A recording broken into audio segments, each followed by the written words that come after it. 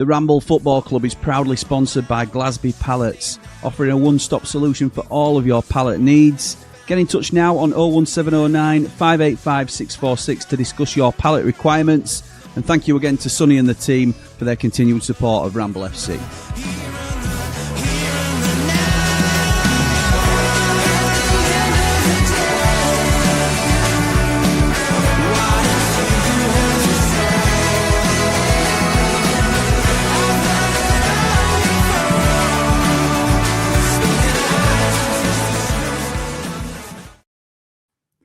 Good evening and welcome to this Championship watch-along. I am, of course, not Jimmy. In fact, I'm not even Jordan Motson. I'm a Timu Jordan Motson at best. Maybe even Lee Edridge from Wish, who knows. But we'll make the best of it and see how we go. Welcome, everyone. I'm hoping to see a few Ramblers in the comments tonight. I'm sure I will be. And I'm sure, well, hopefully, we'll see one or two fans of Derby and West Brom. I did see a Derby fan in the comments a couple of days ago when I came in here just to kind of teeter around a little bit, but he's not there now, unfortunately. So we'll see if that reappears, but I won't be on my own this evening as well. So I'll be joined by one of our Platinum Ramblers, my mate Russ, who I'll bring in just a moment. But just to touch on these two teams, obviously Derby, sort of mid-table at the moment, maybe a little bit resurgent, showing signs, and particularly with the win in the last game, might be able to push for the playoffs. But West Brom not having the season that they possibly would have hoped for at all. But let's bring Russ in now without any further ado and get his take on things as well. My mate Russ, one of the positive ones. You're right, sir. How are you doing, pal? Well, we try. We try. Yeah. We try. I'm looking forward to it tonight. Looking forward to it. And me, mate, and me. Just to let the viewers know, there might be a slight lag between me and Russ. We have found this backstage before we came on live. Hopefully, it'll level out throughout the stream, and I'll try and give him an opportunity to give a response before I dive back in. But we'll touch on Sheffield United at some point. Russ, our club, because we'll have a little bit of time before the game. Yeah, oh yes, but before that. What do you make of this game tonight? Obviously, Derby, probably roughly where people expected. They've got some talent at the top of the pitch in Adjumang and Brereton Diaz and Brewster, a couple of players there that we know well. But West Brom, certainly not having the season anyone expected, and they're hoping for a new manager bound at this point. What's your take on it? It's an interesting game to pick, actually, this one, isn't it? There's a little bit of a backstory going on at both clubs, particularly West Brom. We'll start with Derby, obviously in 10th, but you consider where they came from, nearly being out of business, and all the Mel Morris issues, so on and so forth. I think they're doing really, really well. I'm very pleased for them, actually, because I'm a little bit biased because I've got some old friends who are Derby County fans, so I know that they've always been. They always like to talk football. They don't get too. They don't get naughty. Too bantery, and you can always have a good chat to them. They do love the football. I'll be rooting for them tonight, mainly because of me and Brewster. West Brom though, they're interesting, aren't they? They've a bit of turmoil. Do you want me to chuck a little stat at you? Go for it, mate. Shoot one out. Well. On my notes. That's the first time that they've lost 5-0 since World War One. No, that's at home, something like that. Yes, going down 5-0. That was a bad one for him. Yeah, going down 5-0 to Norwich the other night. I watched the highlights earlier, and to be fair, West Brom at the post when they were only 1-0 down. If that would have gone in, could have been a different game. But at 2-0 down, they'd just given up, just packed in.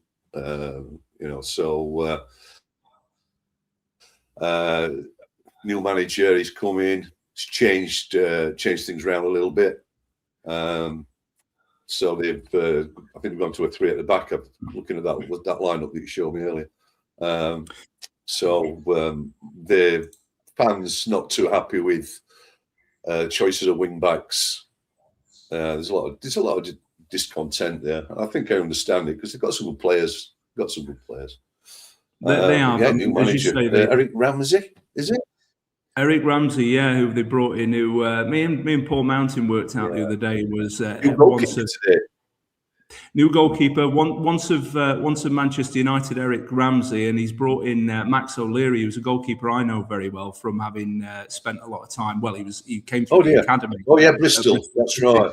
Yeah, but near where obviously I live now, and we've got the team news, by the way. Before I throw some more stats out there, we've got obviously Berrick, Diaz, and Brewster starting for Derby, as we can see in the lineup there. Patrick Agyemang, a player that me and Paul have picked out on All Aboard the Championship. A bit of a plug there for our show. Anybody that's not watching it, please come along on Tuesday.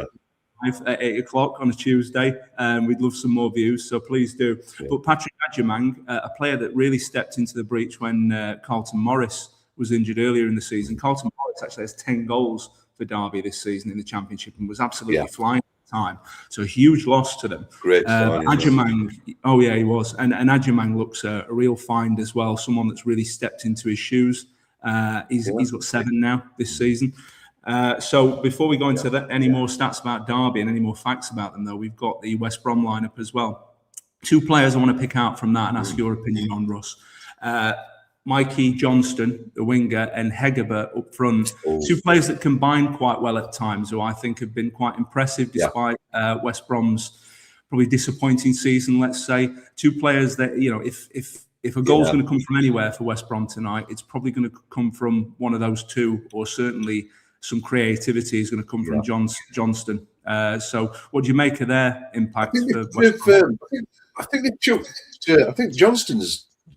I think they put him as wing back. I think last game or one before, which surprised a few. I'm not too sure. I don't know much about Hegerberg, to be honest. But certainly, Mikey Johnston's one we've admired for a long time, and he always seems to cause us a bit of problems.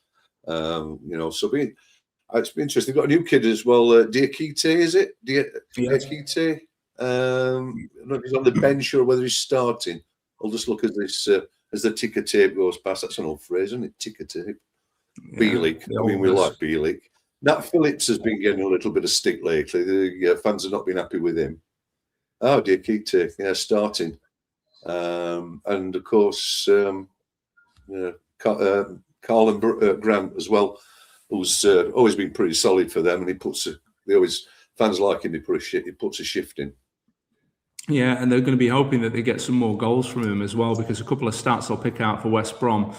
They don't do too badly for possession. You know, they like to keep the ball where they can, but they're sort of ranking for clean sheets is pretty poor at the moment. Goals per game, they're not doing too great in that department either. So a combination for a struggle, really. And you'd have to say at the moment they're looking over their shoulder at 1 or 2 resurgent sides below them. Obviously, Swansea had a little bit of a run not long ago, picking up some wins. Norwich look like they're really coming back into some kind of form under Philip Clement. So they will be looking over their shoulder, you know. Yeah, and Portsmouth, you know, they're battling away as well as they always do. So a very important game for West Brom tonight. They need to find some new manager bounce with Eric Ramsey. Difficult game. Derby's not an easy place to go. And as I say, they've got some good players at the top of the pitch as well. But before we carry on, Russ, and go into any more about the 2 teams and talking about the Blades as well, let's just get into some comments, because one tip that Lee Edridge gave me was to keep on top of the comments, and he's absolutely right. I've started to learn that recently. So, Jamie Dumpling is first in the comments with evening, guys. Oh, evening, Jamie. Good luck on both your first solo streams. Thank you very much, mate. And obviously, Jamie's got a big trip coming up to Australia, and we wish him well with that. And hope he has a great time. And we get him back as soon as possible as well, because he's a big member of the community. Talking about a big member of the community, we've got Ian as well. Thanks for coming along, Ian. Evening all. Not watching the match, but looking forward to the watch along. Top man. Good luck, fellas. I expect some fulsome praise of Rian when he scores. Yeah, do you know what? One of the things I thought about as we were going live, Ian. Oh yeah, when we were going live, I'm a Rian fan. One of the first things I thought was I can't badmouth Rian Brewster on this stream. It's got to be all positive. about Ryan, which it will be, unless he has a stinker. Yeah. Jamie, back into to anyone watching tonight. The stream is available on both Ramble FC and Behind the Ramble, with the latest showing. The latter he means, showing an ad-free experience. Thank you, Jamie. I would have forgotten to let people know about that, so I appreciate that, mate. Will you be at the match tomorrow, Lou? Unfortunately not, mate. I wish I could be. Originally, I had planned to come to the Ipswich game, but work and being a father has worked against me in this case. So I'm hoping to get to a couple of games, actually 3 games. Potentially in February. So Middlesbrough would be one, and QPR away I'm looking at as well. Some of the Ramblers are planning on going to that, so we're hoping to have a bit of a Ramblers day out there. Peak is in with evening, guys. Thoughts on Zetterstrom? Good business. What did we give him? Good luck tonight, guys, with you all the way. Like and subscribe. Thank you very much, Peak. Appreciate that, mate. What do you think of Zetterstrom? What do you think is that strong, Russ? Because obviously he's. It was an unusual signing. Came with a lot of promise. I always remember Chris Wilder was he made a comment that when he was talking about all the lads when he just arrived, and he seemed very aware of Zetterstrom as though as someone that was on the radar. I mean, he's got a one senior international cap, hasn't he? Which is very strange. Very strange indeed. But it's a good. It is, and maybe it shows that they haven't quite got the depth in that position at that level. And I hope Russ hasn't frozen. Oh, I've got you back. I thought you'd frozen then, Russ. You went into suspended animation. No, I didn't feel it. No, you're all good. But you know what threw me? I stuttered a moment ago when Peake asked that, because what's confusing is there is a player, I think the goalkeeper for Derby, Zetterstrom. So I didn't know whether he was talking about the Derby keeper or our centre back. I assumed he was talking about our lad or our departing lad. I had to think about that as well. Yeah, it threw me a little bit. But Jimmy's in the comments as well. Thanks for the support, Jim. Evening, lads. Looking well. Good evening, Jim. We try our best, mate. He did say that he's loving the setup, the best camera view as well. That's a massive hint to Paul Mountain, because Paul Mountain hates this view. He absolutely hates this view, and he won't have it. So I thought I'd give it a go. We've got a Ram in the comments as well. Paul Aldrich, welcome, mate. Thank you for joining us. Really pleased to see you. Evening, guys. Didn't realise you was going live, so I'll keep popping in my prediction. Is Derby 2, West Brom 0. So he's saying Derby 2, West Brom 0, Adjumang and Clark to score. Yeah. Well, I've got to say, Paul, although I have to remain impartial. Get your predictions in the comments, please. Yes, and I have to remain impartial. I have to hope that it's going to be just a good game to watch, one that we can comment on. But if I was going to make a prediction myself, I would have to say it tilts in Derby's favour being at home, especially the form that West Brom are in. But don't write West Brom off. They've got some good players in their side, some seasoned pros at this level. I think it'd be an interesting game. But thank you very much, Paul, for your comment. And just moving on from there, Maury, hello, mate. Nice to see you as well. Good luck, lads. Up the blades, up all the rambles. Thank you very much, mate. Got to make sure I don't lose my place here. Evening, my positive brothers. It's Dave Morwood. I would be watching your first watch along, but I'm sleeping. Dave. Good luck, guys. Please like and subscribe. It's free and helps the channel. Dave, thank you very much for popping in with a comment before getting your head down, mate. And you have a good sleep. And hopefully you can catch your head down, mate. We just sent you to sleep anyway, so don't worry. I'll come back to the comments again in a little while, but just looking, the managers are on screen now. So we've got John Eustace being interviewed at the moment, Russ. Yeah. What do you make of John Eustace as a manager at this level? I think he's a very solid operator at this level. Yeah, excellent. Yeah, he's very. We've got you in suspended animation again. I don't know if I'm just seeing this or whether the viewers. You're lucky to get him, actually. Big loss for they were very lucky to get him, but he needed to move back down to the Midlands, didn't he, for personal reasons, I think, some family or whatever. So both parties, it suited them perfectly. I don't think they probably could have afforded him at Derby, maybe, if in an open market. but it suited both parties, and it's working really well. He's a good manager. He knows that division well. He's solid. Yeah, I like him. I think he's someone, isn't he, that if you were looking for a manager to give you a bit of defensive solidity, make you really competitive at that level, and just keep you in a good position, make you competitive, get you maybe towards the playoffs, keep you safe. He's a very good manager at the level. I think he's proven that before, and probably, you know, I think he was. Where did he join Derby from? It was Blackburn, wasn't it? It was at Blackburn before, and everyone was a bit surprised that he made that move. Yeah, at the time, because Blackburn were kind of pushing towar's the upper end of the table. I get the feeling he was holding Blackburn together. To be fair, looking at what's happened to them since. They've not got a particularly good ownership, have they? It's always a difficult job, that one. I think he had them punching above the weight a little bit. Yeah, another team that's had a really disappointing season. Given, you know, they've got some good players in their side, and Valerian Ismail's an experienced manager at the very least at the level, and has done well before. So they're probably a bit disappointed, really, the way things have gone. Yeah. But, I think they've they just get back just enough for every penny they need. I think it's to be strange. We're looking at shoestring and keep everybody waiting for money till the 11th hour. Or you end up like Sheffield Wednesday.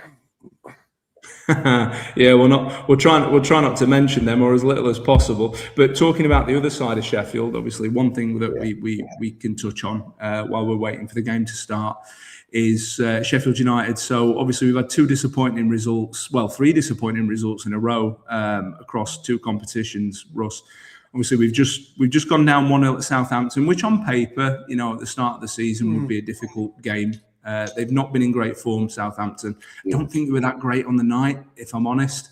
I thought we were a little bit lacklustre in the first half, came back into it a little bit more. What did you make of the game? What did you make of the performance from United? Yeah,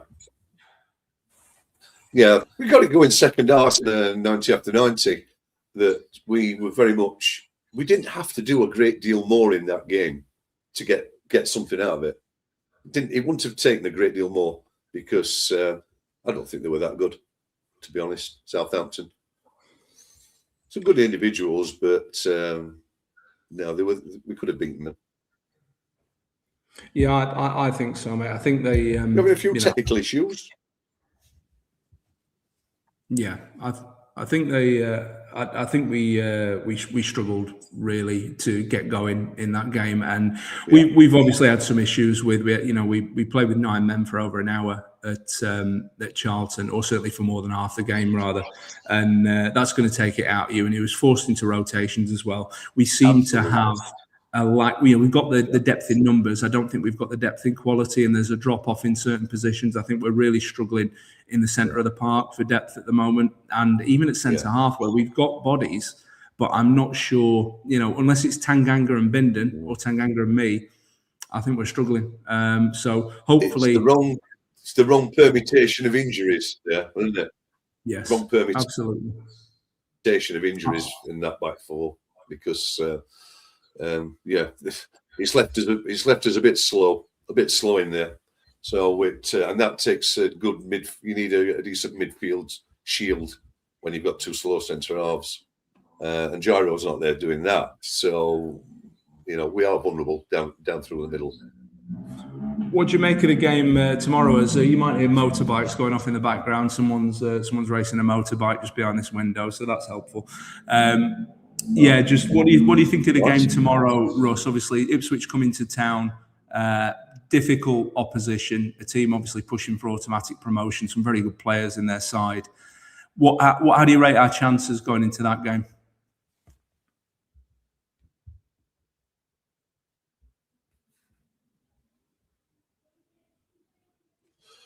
I've been a little bit more comfortable if we were so injury hit. normally we would say if we could, I don't like talking about draws, but if we could, a draw would be okay. But then you think, well, no, why don't let's just have a go to them. Let's have a go. You know, if we're going to be weak at the back, there's no point of sitting in. So we might as well just go and have a go and score more than them. And we've got the talent to do it. We've got the talent to do that.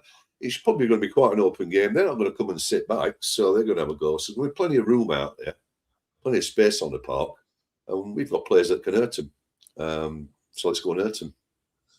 Indeed. Well, let's hope from our point of view that that's going to be the case. But just to touch on the two teams again that are playing tonight, we have got Derby, who have won their last two games. So they got a 2-1 win at Charlton and a 1-0 win at Preston prior to that. So Derby going well at the moment, looking... they're now in 12th place. They're looking... Yeah. No, sorry, they're in 10th place. I do apologise. 10th place on 41 points. They're only 2 points outside the playoffs. So Derby... looking up at the minute, probably thinking, and certainly with some of that attacking talent I mentioned at the top of the pitch, and some additions to their squad, they're probably thinking, well, there might be a chance. Obviously, the January transfer window isn't shut yet as well, so maybe there'll be some more movements in the division, possibly even at Derby. You would think at West Brom, they'd be looking to reinforce at this stage. Down in 19th, Russ, 31 points. They're only 3 points above the drop zone. As I say, they're going to be looking for that new manager bounce, but probably need to add to the squad if they can. There's some quality there with Johnston and Achievers, aren't they? They are. I mean, I spoke, quite a few times with Man Mountain about West Brom, and we've got a slightly different opinion. He didn't feel that they were necessarily a team that would be pushing for promotion, pushing for the playoffs, and maybe the view of West Brom in that sense is a historic thing, which he's probably got a point about. I think looking at some of the players in their squad and recent seasons, the way they perform, they've always kind of been just either in the playoffs or just outside it. You know, historically they have been. And when they brought Mason in, I thought, well, maybe, young, promising coach, someone that's coached a little bit at the top level as well. I thought that they'd be quite competitive this season, but it just hasn't happened, and turned out they possibly needed more experience. Whether Eric Ramsey gives them that experience, I'm not sure. Don't know what you think. I know it's an odd one, isn't it? It's an odd one, that. I mean, he does point to needing someone with the experience. And then they go for a guy who hasn't got any experience. So they've obviously got a plan. There's plenty of managers out there looking for a job. What's Tony Mowbray doing nowadays? Anyway. Bring him back a third time. Has he been there more than once before, Tony Mowbray? He did. He came back. I think it was last season. He came back for a. That would be three, wouldn't it? Yeah. Okay. If he comes back again, it'll be a third time. So he was back for a second spell last season, and I think. I mean, that's unheard of, isn't it? Coming back for a third time. Yeah, we wouldn't know anything about that, would we, at all? I'll just dive back into the comments just quickly, because we are minutes away from kickoff, so I'll try and get through a few more and keep up. Jordan comes in with good luck tonight, lads. I know you can hold your own, so have a good night, lads. Up the blades, up all the rambles. Thank you, mate. Appreciate that. Maury is here again. Hope to see you at QPR away, Batman. Oh, nice one, Maury. So you're off to QPR as well. There's going to be a right crowd of us down there, I tell you. Opinions on Max O'Leary from Connor. I can probably give you a slightly educated view on Max O'Leary, Connor. I've seen him play numerous times. I live, although I'm a Sheffield United fan, I live in the Bristol area. I have family and friends that support Bristol City, so I've been down to see them a few times. Obviously, I've seen them against us a few times as well. He's a player that he has his days where he's a decent shot stopper. And he can rescue you. He can dig out a point or dig out a win with a good save. Whether or not he's a number one at this level, I'm not sure. The Bristol City supporters don't particularly rate him. I've got to be honest. He came through their youth system, so he was a product of their academy and someone that I think they had high hopes for. But the feedback from them was just that they weren't quite sure about him. Maybe not the safest pair of hands. maybe doesn't command his area well enough. So we'll see. It might just be the environment. It might be the pressure of playing for a club he's been at since he was young. Maybe he comes to West Brom and finds, some form for you. Russ, I'll let you in with that. What do you think, mate? So, 150 appearances of the last 3 seasons for Bristol. That's all here. Steady, probably, you might say. I've never paid a lot of attention to him, but I've never been on my radar as being dodgy at all. 3 seasons. It could be what Albion need really at the moment, because I know they've got a problem with it's a virus, I think, or something like that, with the one of the other keepers, something. So it's probably a good signing, that. And you never know, it might be something that the lad himself needs a fresh start. Well, if they needed a goalkeeper at this point, Russ, it was an opportune moment, because he had 6 months left on his contract at Bristol City, and they've released him so he can sign for West Brom. He has gone to West Brom on a permanent deal, but it's only a 6-month contract, so he's got to pull out all the stops, excuse the pun, and he's got to play well while he's there to earn another contract. So good luck to him. I hope for your sake, Connor, he does well. We are nearing kickoff. I'll just try and squeeze one more comment in, or maybe 2 from Paul, the Derby fan. Guys, 15 watching, only 5 likes. Let's hit 50 likes if more watch the stream. Thank you, Paul. Appreciate that, mate. As my partner in crime drops off, so hopefully he'll come back in on the link. I think he's having some trouble with his connection tonight, so hopefully he'll come back in at some point. Derby keeper spelled Zetterstrom, lads. So I think maybe Paul's thinking that the mention of Zetterstrom earlier was meaning Zetterstrom. I had the same problem, Paul. I wasn't sure quite who he meant, but I think he was referring to Zetterstrom, who's a young centre half that was at Sheffield United, who is on the way out shortly. He's set to join Genoa on a loan with a view to a permanent deal. And I'm just going to add Russ back to the stage. Russ, I think we had a connection issue there. How are you doing? You all good? Coming through? Yeah, I just actually logged out and back in again to secure it, but I'm hearing you twice. Put it that way. I'm hearing what you said about 2 seconds prior to what. Yeah, and I can hear myself as well on a delay. Well, let me know if you're struggling in a bit. Hopefully, it'll level out at some point. I am going to try and get in sync with you on the game as well. So at the moment, I've got the 2 teams shaking hands and some pyro behind them. Are we in the same spot?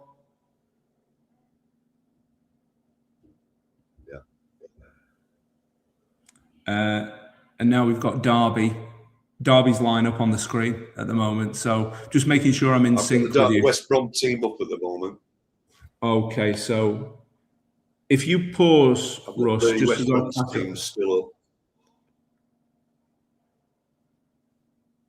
If you can pause, and I'll let you know when the West Brom team comes up. Pause.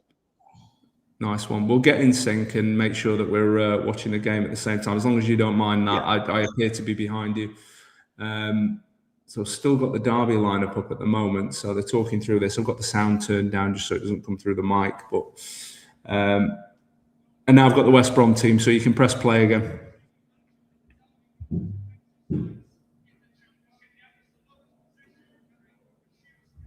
So we should be in more or less the same place. West Brom's just gone off. Okay. West Brom's just gone off now. Okay, I'm still looking at West Brom at the moment. So, and I'll give you a shout when it goes off. But looking at the lineup, Johnston, Hegerberg, Grant. I mean, Johnston and Hegerberg, players that have impressed, as I say, this season. The team's gone off now, Russ. If you want to press play, we can get in sync. And West Brom in that very classic and traditional away kit, yellow and green stripes. Something that I remember from when I was a kid, Russ. Whenever West Brom came to Bramhall Lane, they were always in yellow and green. Just Laurie Cunningham. Yeah, it's the traditional one, that, isn't it? Yeah. Some teams have that go-to away kit. Yeah, Bristol City. I've never liked it, but their go-to away kit is purple shirts with green shorts, which always makes me want to vomit. But they love it. It's a classic for them, and it's very identifiable. Nice one, isn't it? Yeah. So we've got the Derby team in a huddle now. We are just about to kick off. And with that in mind, I'm going to change the banner because we've seen the team news enough now. And we'll put the score up. So nice. Just about to kick off. So looks like Derby, well, Derby may have won the toss. They're certainly kicking off. And we're in the huddle. Where are you? Are they in the centre circle at the moment? Can you see them? The huddle's just finished.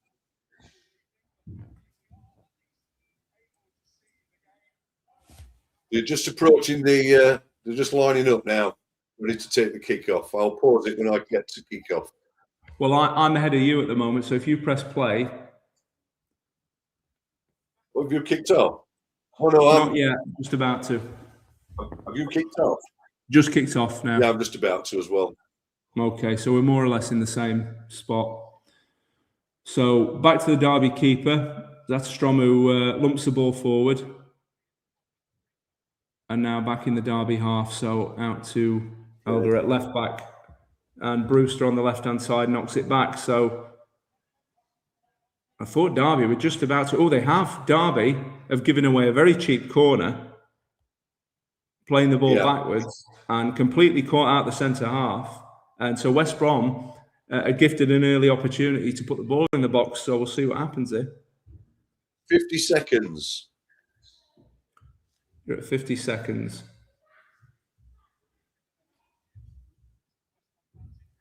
So I'm at 48 seconds at the moment. We're not far apart. We're not far apart. I think if we hold it there, we'll be okay. And now... And the ball's gone in. And the keeper's just took the ball. I'm 1 minute and 10. Okay, if you pause for about 4 seconds, we should be perfectly in sync.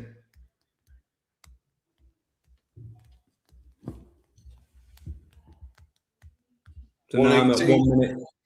Yeah, perfect. That's where I am, mate. So we're in exactly the same place now. So hopefully that holds. But Derby playing the ball along the back now. So Ozo plays it wide to Brewster just inside the West Brom half. Brewster knocks it back against the centre half with a bit more purchase this time. Yeah. And then... We're bang on time now. Yeah, we're perfect now. I'll just, as they're knocking the ball around, see if there are any more comments that we can go to. So we finished on Paul. Well, I'm glad we haven't got to listen to Andy Hinchcliffe tonight. Oh, yeah, big fan of ours. Big fan of ours, Andy Hinchcliffe. As long as we don't have to listen to Don Goodman. I didn't see if he was there or not. He's the anti-Sheffield United. Just comment from Bald and Brilliant Lee Edridge. Thank you, mate, for joining us. All the best tonight, lads. Hoping for lots of goals, so you have plenty to talk about. Yeah, me too, mate. Derby doing their best to give West Brom away in at the beginning of the game there, so there might be some unpredictable moments tonight. Let's see. But Jamie Dumpling with just letting you know, Derby are ranked 20th for home form, but 3rd for away form. That is interesting, Jamie. I hadn't seen that, to be fair, so it's a good spot. So it probably gives West Brom a slightly better chance, even if it's a very small. Still, oh, I know what you mean. If you want to sort the delays, Russ, try restarting your device. I think we're okay now. I don't think the delays are quite as bad as they were, but we'll see how we go. What about that? Yeah, Paul the Derby. Yeah, it seems a bit better. Paul, the Derby fan, is backing. Great manager. And I believe we'll be knocking on playoff doors. Repeating yourself for about 3 seconds. Yeah. We'll be all right. We'll get through it. Paul says, great manager, and I believe we will still be knocking. We will be knocking on the playoff doors by the end of March. Yeah, Paul, every chance. As I say, you've got some decent players at the top of the pitch for the level. We know Brewster and Brereton Diaz, but players of formerly of our parish. You know, when Carlton Morris is back, I don't know how long he's out for, but you've got him and Adjamang as your centre forwards. You know, there's a lot of quality at the top of the pitch. You can keep it tight at the back, which is what John Eustace sides are known for. There's every chance, you know, you've got goals at the top of the pitch. And just as the Derby keeper Zatterstrom punches away a corner, another corner for West Brom, and Derby possibly on a breakaway, and that's a really cynical foul from, I think that's Carlin Grant. It's just pulled down a breakaway there. So tactical foul, gets himself a yellow card in the 4th minute of the game. I'm getting some feedback now. Are you hearing me twice? So tactical foul, yellow card in the 4th minute of the game. I'm getting some feedback now. Are you hearing me twice? Are you getting feedback as well? Yeah, it might be worth. Let me see if I can turn my speaker down slightly. Maybe turn your speaker down slightly, Russ. We might get a better. Might not get quite as much feedback. I will struggle to hear you, I think. Okay, you're on quite a low setting. Yeah, it might be right. I'll see what we can do. I will struggle to hear you. Oh. Okay, you're on quite a low setting. Let us go. Yeah, it might be right. I'll see what we can do. So look, I'll just try and remove you from the stage just for 1 minute, and then we'll bring you back in just to see if that fixes it. Apologies for that, folks. I don't know what's happening there. We've obviously got a little bit of a lag between Russ and myself, and obviously a little bit of feedback on the speaker. I'll bring him back in just 1 moment, but just to squeeze a couple more comments in. Paul Aldrich, Derby were relegation fodder when Eustace joined. Yeah, he did come in and ensure that safety, didn't he, at the back end of last season, when probably we were all pretty surprised, Paul, that he left Blackburn in the position they were in, which is not a discredit to Derby. Obviously, Derby's a big football club and one with a lot of potential, which obviously John Eustace recognised. I think he obviously had his issues at Blackburn as well. But yeah, coming in and doing the job and gradually just pulling you up the table as well. As I say, 10th at the moment. You might be adding more players to the squad, who knows? And certainly, you know, a team that could look to threaten towards the back end of the season for those playoff places. Let me just see if I can add Russ back in. Russ, yeah, I'm still getting some feedback. Hello, mate. I don't know why. Hiya. We'll just have to do our best with that. Yeah, I can hear you twice, but I don't know if you can hear me. Yeah, I can hear you okay. Well, I'm on 6 minutes and 28, 29, 30. Yeah, in pretty much the same place, about a second apart, so we're good. Just a comment from Mr. Vancouver as well. My mate Chris, good evening, Steve, fellow. 44, 45, 40. We're good. Mr. Vancouver, good evening, fellow Positive 6 crew.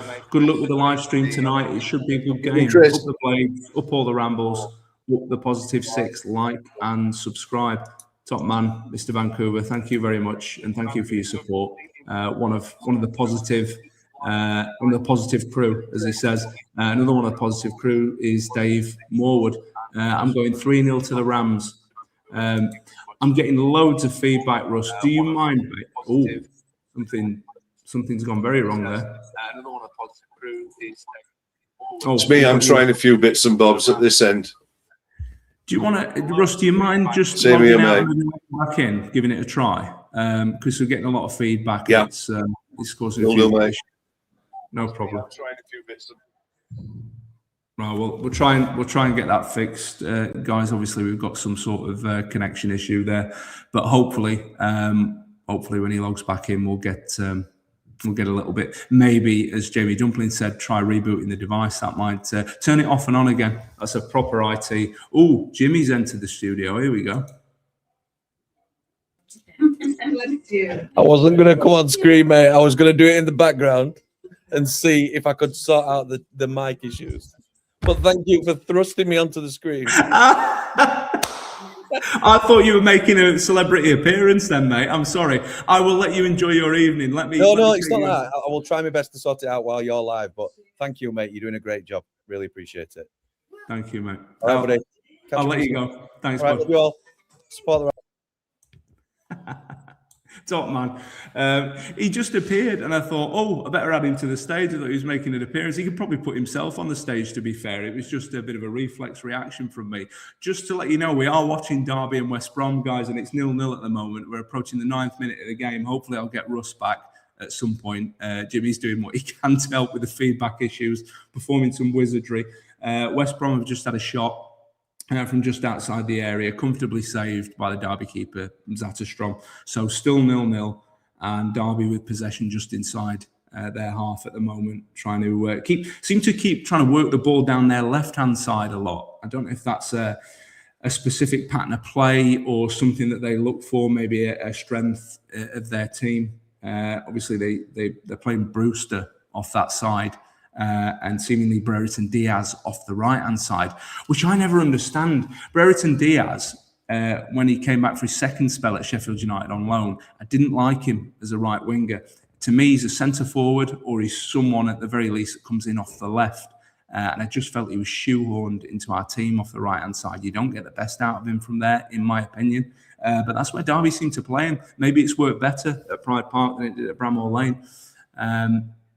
I don't know if I covered Dave Morwood's comment earlier, but I'm going 3-0 to the Rams. Yeah, I kind of feel like Derby are the favourites in this. They've got the home advantage. West Brom not in great form, Dave. But you never know. As I say, West Brom have got some players that on the day can hurt you. We know that because they did it to us recently. Paul is back in, our friend, our Derby County friend. I'm going to watch the first half here and check Ben Bloom out second half. But if he's a bit boring, I'll be back. Hopefully, I'm more interesting than Ben Bloom, Paul. If I am, then I'm doing very, very well because obviously he's a very notable YouTuber and football commentator, someone that's obviously very successful and a lot of people follow. So I would not be at all offended if you decided to watch Ben Bloom instead. But thank you very much, mate. And I really appreciate your comments. It's great to have a Derby fan in here. And Connor, a West Brom fan who was in earlier, thank you very much for joining us, lads. Never mind that, Paul. Stay where you are. He's still there. I didn't even know he was still there.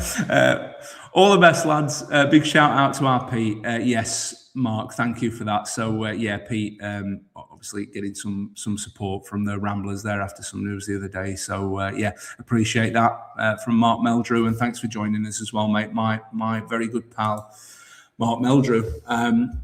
Doncaster Dan. Okay, yeah, we'll leave that one. Sorry to bring that one up on screen. That caught me out. I'm not reading it out. Yeah, you can keep that one, mate. Ray is in the comments. Hello, mate. Nice to see you as well. Best wishes to you, lads. Looking forward to it, rather. I'm going 2-0 Derby. Yeah, so a lot of love in the comments for Derby tonight. Everyone predicting, I don't know if Jimmy's laughing. I can see Jimmy laughing there. I think he's laughing at the Doncaster Dan comment. He properly did me there, didn't he? I could just see him laughing in the background. He's had me there. West Brom are very out of form. I've got my phone responding to me there as well, guys. Here's what I found. And me watch. Take that off as well. God, technical issues abound tonight. Good luck to any Baggies fan. Look at Jimmy laughing. Jimmy's properly laughing at me and no one can see him. I should add him to the stage. He is properly losing it in the background here. I've got my watch talking to me, my phone talking to me. Russ has disappeared. What is happening? I'm all on my own. I'll do the best I can with it.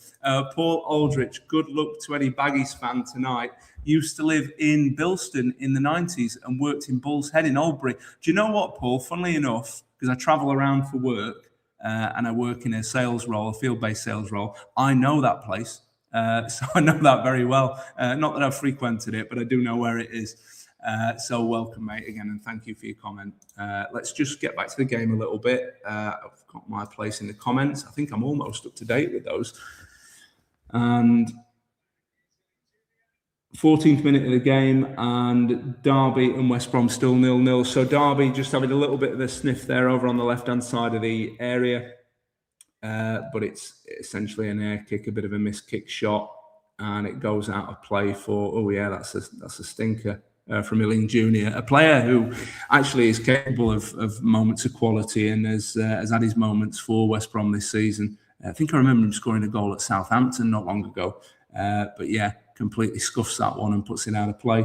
I can still see, I can't actually see him, but I can still see Jimmy's there in the background, probably trying to work some magic to get rid of that issue. I did have a message from Russ. He's just rebooting his laptop. Hopefully that'll work. The old IT trick, turn it off and on again. As I'm sure will work its magic and help us out. So Derby with the ball on the left-hand side, plays it inside to Ozo. Nice little threaded pass through. It's now with Brewster on the halfway line. And a bit of a meaty challenge there between Brewster and Mikey Johnston. A little bit of needle there. Possession in the last 5 minutes, West Brom have had 77% of the ball, 23% for Derby. Derby aren't really a side known for keeping possession. It's not really their MO. They are more a team that is very defensively solid and looks to break with that front three, and are very effective in doing so at times. You know, possession's fine, isn't it? But it's what you do with it. So I think that's the attitude of some coaches. Derby with the ball now on the right-hand side, so it's Brereton Diaz playing the ball back. Ozo's got the ball again in the middle. Works it back out wide. Obviously, Derby have got some talent up in that top part of the pitch as well. Certainly with Bobby Clark as well, who was capable of his moments. He's playing there in the 10. So I didn't touch on formations actually earlier. Derby are in a 4-2-3-1, according to my information. It does look like they're playing with that tonight. They tend to switch between that and a 3-4-3, which I've noticed they do at times. Looks like they're in more of a back four tonight. Probably looking to match up West Brom in certain parts of the pitch. That's why they've chosen that formation. I've seen them in a 3-4-3 quite a bit, and they're capable of playing in that shape with Brewster and Brereton Diaz in those wide areas. But obviously they've gone for a formation switch tonight. West Brom, according to, and I'm getting my lineup information from FOTMob, playing in a 5-4-1, which seems a very defensive approach.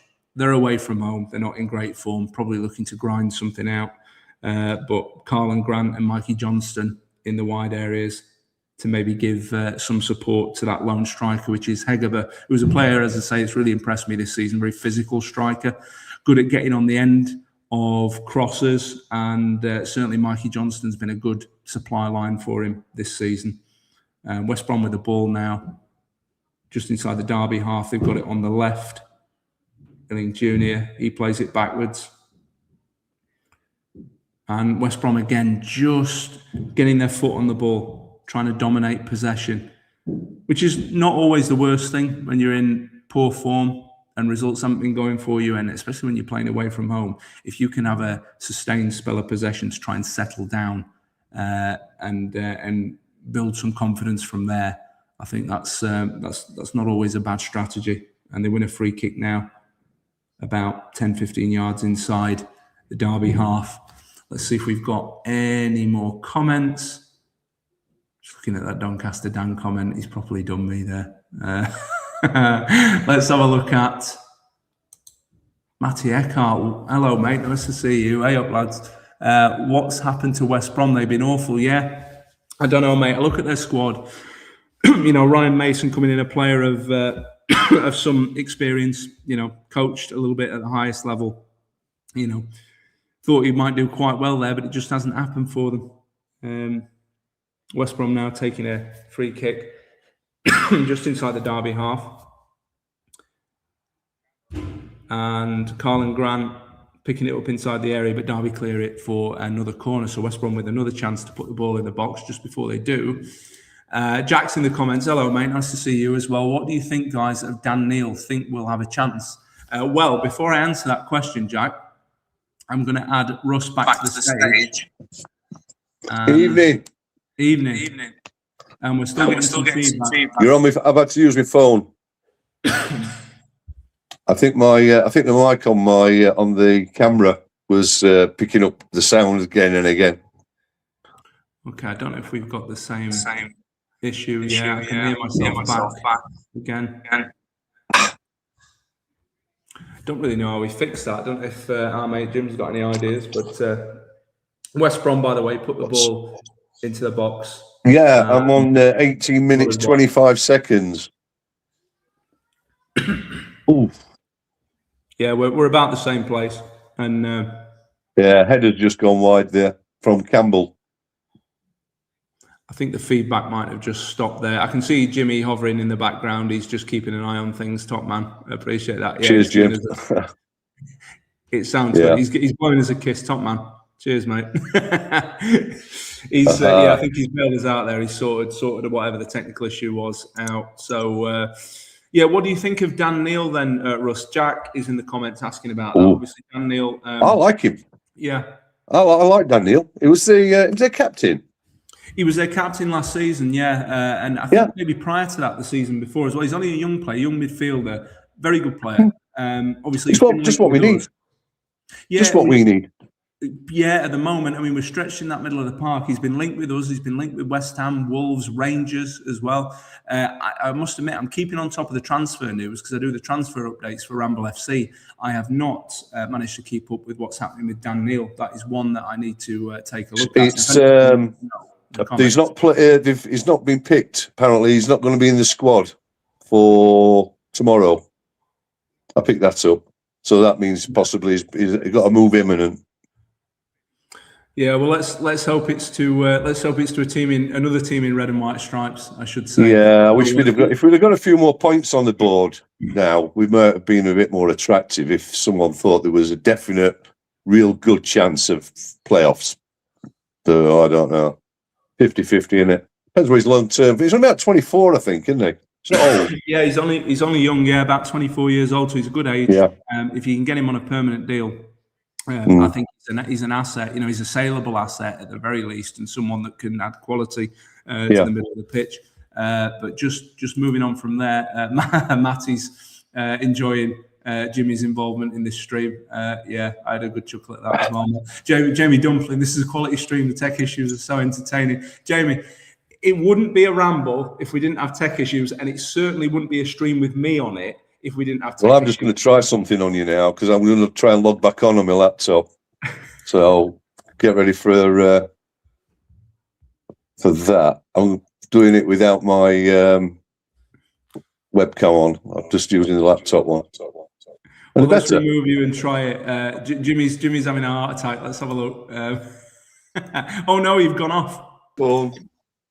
I've come out of my phone now. Can you hear me? I can hear you. Okay. Yeah. Oh, great. That looks all right, actually. Jimmy's had a heart attack. He was worried that he's lingering in the background. Ross, what are you doing to me? What are you doing to me? Lads. Have a good one. Keep you on your toes, mate. I'm going to watch a game here with you two. Well, we're 21 minutes in and I haven't got a bloody clue what's going on. I'm a tech genius. What can I say? Tech genius. See you in a bit. See you in a bit, pal. Yeah, Jamie. It wouldn't be a ramble with me involved if there weren't tech issues. And look, my tech issues are a thing of the past. Recently, that's where the Batman Lou name came from when I turned upside down I don't know if you were around then, Russ, in terms of the ramble, but the reason for the Batman Lou name is because I turned upside down on my first watch along actually with the man that's lingering in the background, Jimmy, which entertained everyone. And as I say, Jamie, it wouldn't be the same, mate, if this didn't happen to me. It's the way it goes.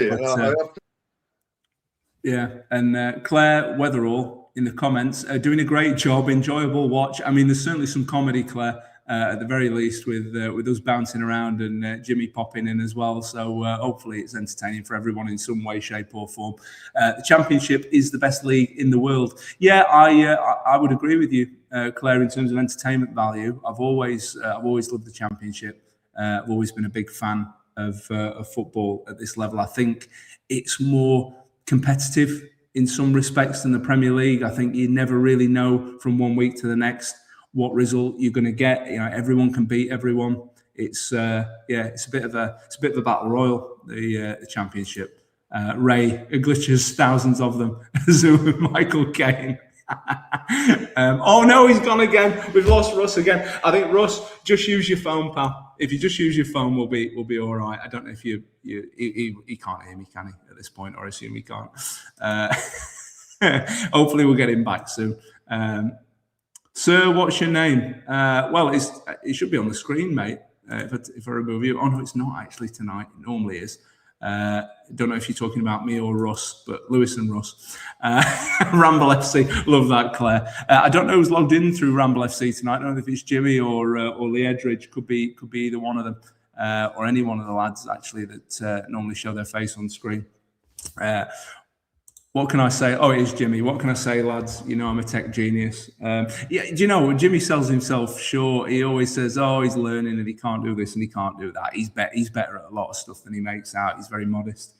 And I should comment on the game a little bit as well, just to keep people informed of what's going on. I'm sure most of you are watching it anyway. But Ozo takes a free kick, lays it out to the right to Ward.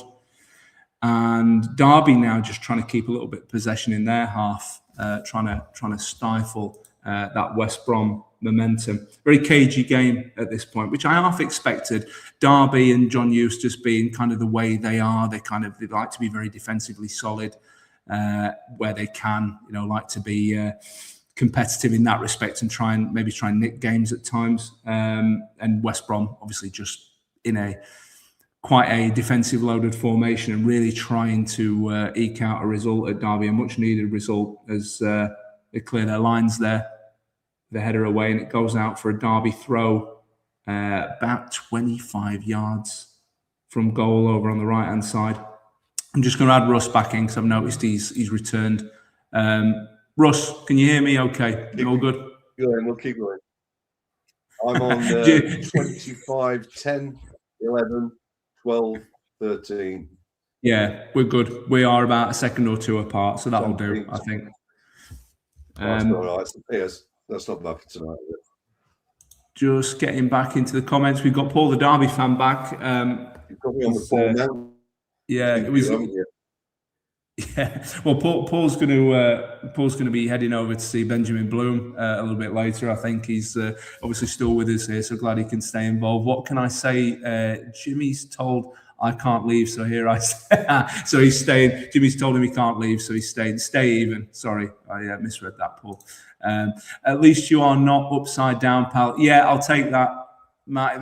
If I can avoid turning upside down again or disappearing myself as the main host would be the absolute worst thing. You know, we can live with Russ maybe dropping off screen because I can keep bringing him back in. I'm the one at the controls, so if I drop off, we really have got a problem. Jimmy is the dog's gonads. Yes, I agree, mate. He's an absolute legend, and he's still lingering in the background, and he'll be absorbing all that praise as we speak. James comes in with, what do you think over...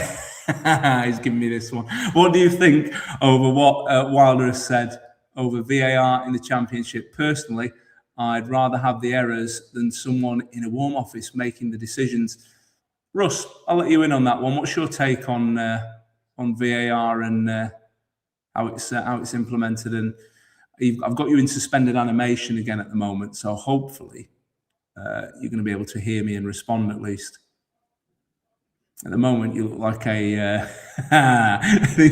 He's dropped out again. I think we were merging into foreign correspondent on BBC during the 90s there, where we just got the still image and a little bit of sound in the background. So, you know, hopefully we'll get Russ back later and resolve those technical issues. But in the meantime, West Brom have just had the ball forward. That has gone out for a goal kick. So we are 27 minutes... or we're in the 28th minute of the game. And Brewster now has the ball in Derby's half over on the left-hand side. Elder, the left-back, knocks it forward. And at the moment, it's just a bit of a scrappy game, all being kind of played in the middle third of the pitch. Not really a lot in terms of chances. Hopefully this will liven up at some point. And sorry, James, just going back to your comments. So what do you think over what Wilder has said over VAR in the Championship? Personally, I'd rather have the errors than someone in a warm office making the decisions. Yeah, you're preaching to the converted, really, James. I'm not a VAR fan. I'm open to the inclusion and the introduction of technology, but I think it needs to be implemented in the right way. And I don't necessarily think that VAR is being implemented in the right way at this point, and I think it causes some real headaches and causes even more arguments and distress than it used to when referees were just in charge of things. So yeah, we are where we are with it, and I don't think it's going anywhere. I would, if someone offered to me tomorrow, you can get rid of VAR and just put it back in the match officials' hands, to be honest, I'd be inclined to take it. That's just my view on things. Not everyone will agree. And, sorry. I think Jimmy's just poked in a comment there. Ramble FC may need to bring a sub on here. Yeah, we are struggling with Russ's connection. I'm really sorry, Russ. It's just, it's proving to be a little bit difficult to have a consistent stream. He's dropped out. I'm really sorry, Russ. That's disappointing because normally we get a good connection with Russ. Don't know what the issue is tonight. He's entered the studio again. I wonder if we just try one more time because I think he's on his phone. We'll give it a go. Are you on your phone again, mate?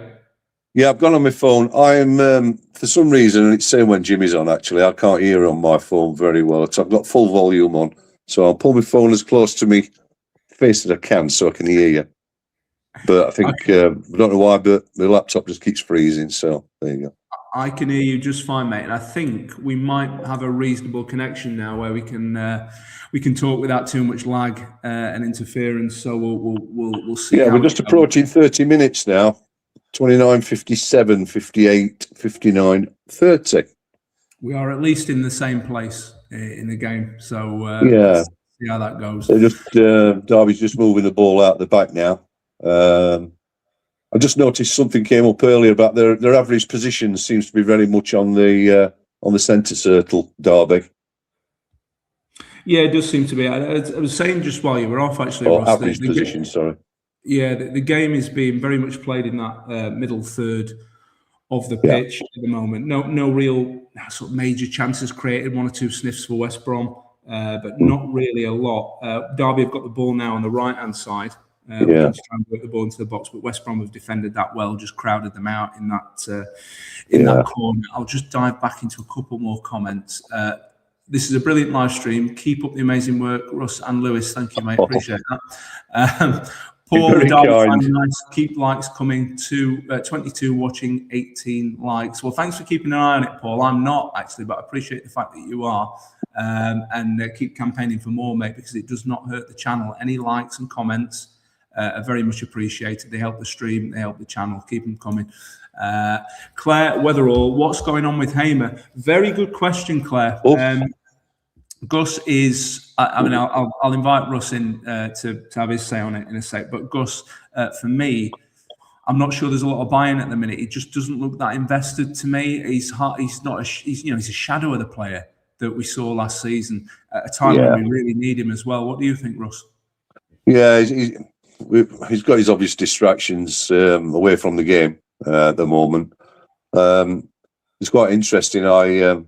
I often said, I've said a few times actually this season, I'd like us to get to a point where we've got a strong enough squad where Hamer and O'Hare are competing for the same shirt. Yeah. And that seems to be where Wilder has now positioned Gus. And he's pretty much, he said, it's up to Gus now. O'Hare's, arguably the player of the season so far. So that's where your shirt is. Go and get it. Yeah, I'm fine with that. He said the same thing to Gus and Ty essentially in that presser today. That pull your socks up, lads. It's up to you. I don't leave you out the team. You leave yourselves out, which I love that comment and I love that attitude as well. Very much so. Deborah says, hi lads, loving the laughs, going to the match tomorrow and hoping to meet Jimmy. If you want to meet everyone, Deborah, and Jimmy may confirm or not on this, normally the gang are in Triple Point before the game. That's where I normally meet them when I'm up for a game, hoping to catch them myself at least a couple of times during February. So if you want to meet everyone and come and say hello, that's normally the place to find them. Or if we win in the Hilton at the ground afterwards, because there's possibility of an after party as well. But let's hope so, because it means Sheffield United won a game. Dave Morwood, VAR, that is liquid football. I'm not sure what Dave Morwood means by that. I think I know what it means anyway. Ramble FC Oh, this will be Jimmy again. May need to bring a sub on it. Oh, yeah. This was when Jimmy brought that comment up earlier, Russ, when we were struggling to get you back on stream, but we seem to have a good connection now. Paul Aldrich, bring that sub on, Jimmy. No, we're all right. Yeah, Russ has had the magic sponge. He's had the magic sponge. Russ has forgot to bring these boats tonight. He's had the magic sponge and he's back. We're good. Excellent connection, yeah. Paul, I don't know if you've seen many of our streams. It wouldn't be a ramble if we didn't have some sort of technical. Oh, absolutely. We've got Jamie. I may have been given the title of standby by a certain Jimmy Smith. Oh, so Jamie's lurking in the background. He's waiting to jump in your spot. Oh, I see. Russ. Oh, little vulture. Yeah, the vulture. He's right behind you. So let's keep an eye on Jamie. Well done, Jamie. O'Hare is my player of the season, and Gus is my biggest letdown of the season. I think that's fair, Maury. I think I'd agree with you, mate. O'Hare is certainly player of the season for me. I don't think there can be any arguments with that. His contribution in terms of goals has increased. He's always, a very key player to the way we play and the way we set up, and especially when we try and play in a bit of a high press, he's very, very important. That output in terms of goals, as I say, has been great this season. It's really improved, and just overall his physical output and his effort and his commitment, he's been, I'd say, by far our best player this season. And then Gus, he's really dropped off. We have to remember Gus was injured at one point as well. He did have an injury. I think he was out for a number of weeks, wasn't he? And he just has struggled to really find form even before that, but certainly has struggled to find form or rediscover it since coming back. We've seen a couple of cracking goals from him, haven't we? But not to be this season for him. Hopefully, we either see the best of him soon, or we make the best of his value. You can't go putting him. You can't go putting him in the middle of the park. He hasn't got the discipline for it, the positional discipline, and he gives too many free kicks away. He gets frustrated when he gets ball nicked off him, so then he goes and puts a rash challenge in, and then we end up in the yellow card situation that we've been in with him before. So he needs to be out there on that left berth, coming in and influencing the game from there. But Cal's doing that and doing it very well.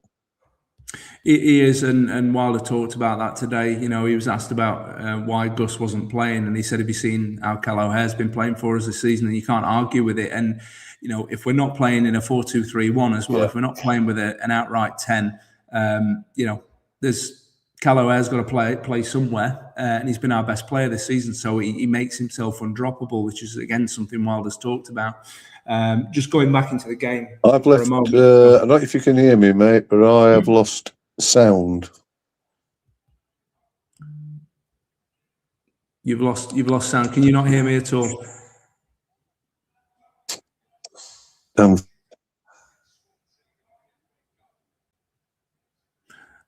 lost your sound as well now. I think you're unmuted. I'll unmute your mic. Try that. Can you hear me? All right. Okay. I'm going to log out and log back.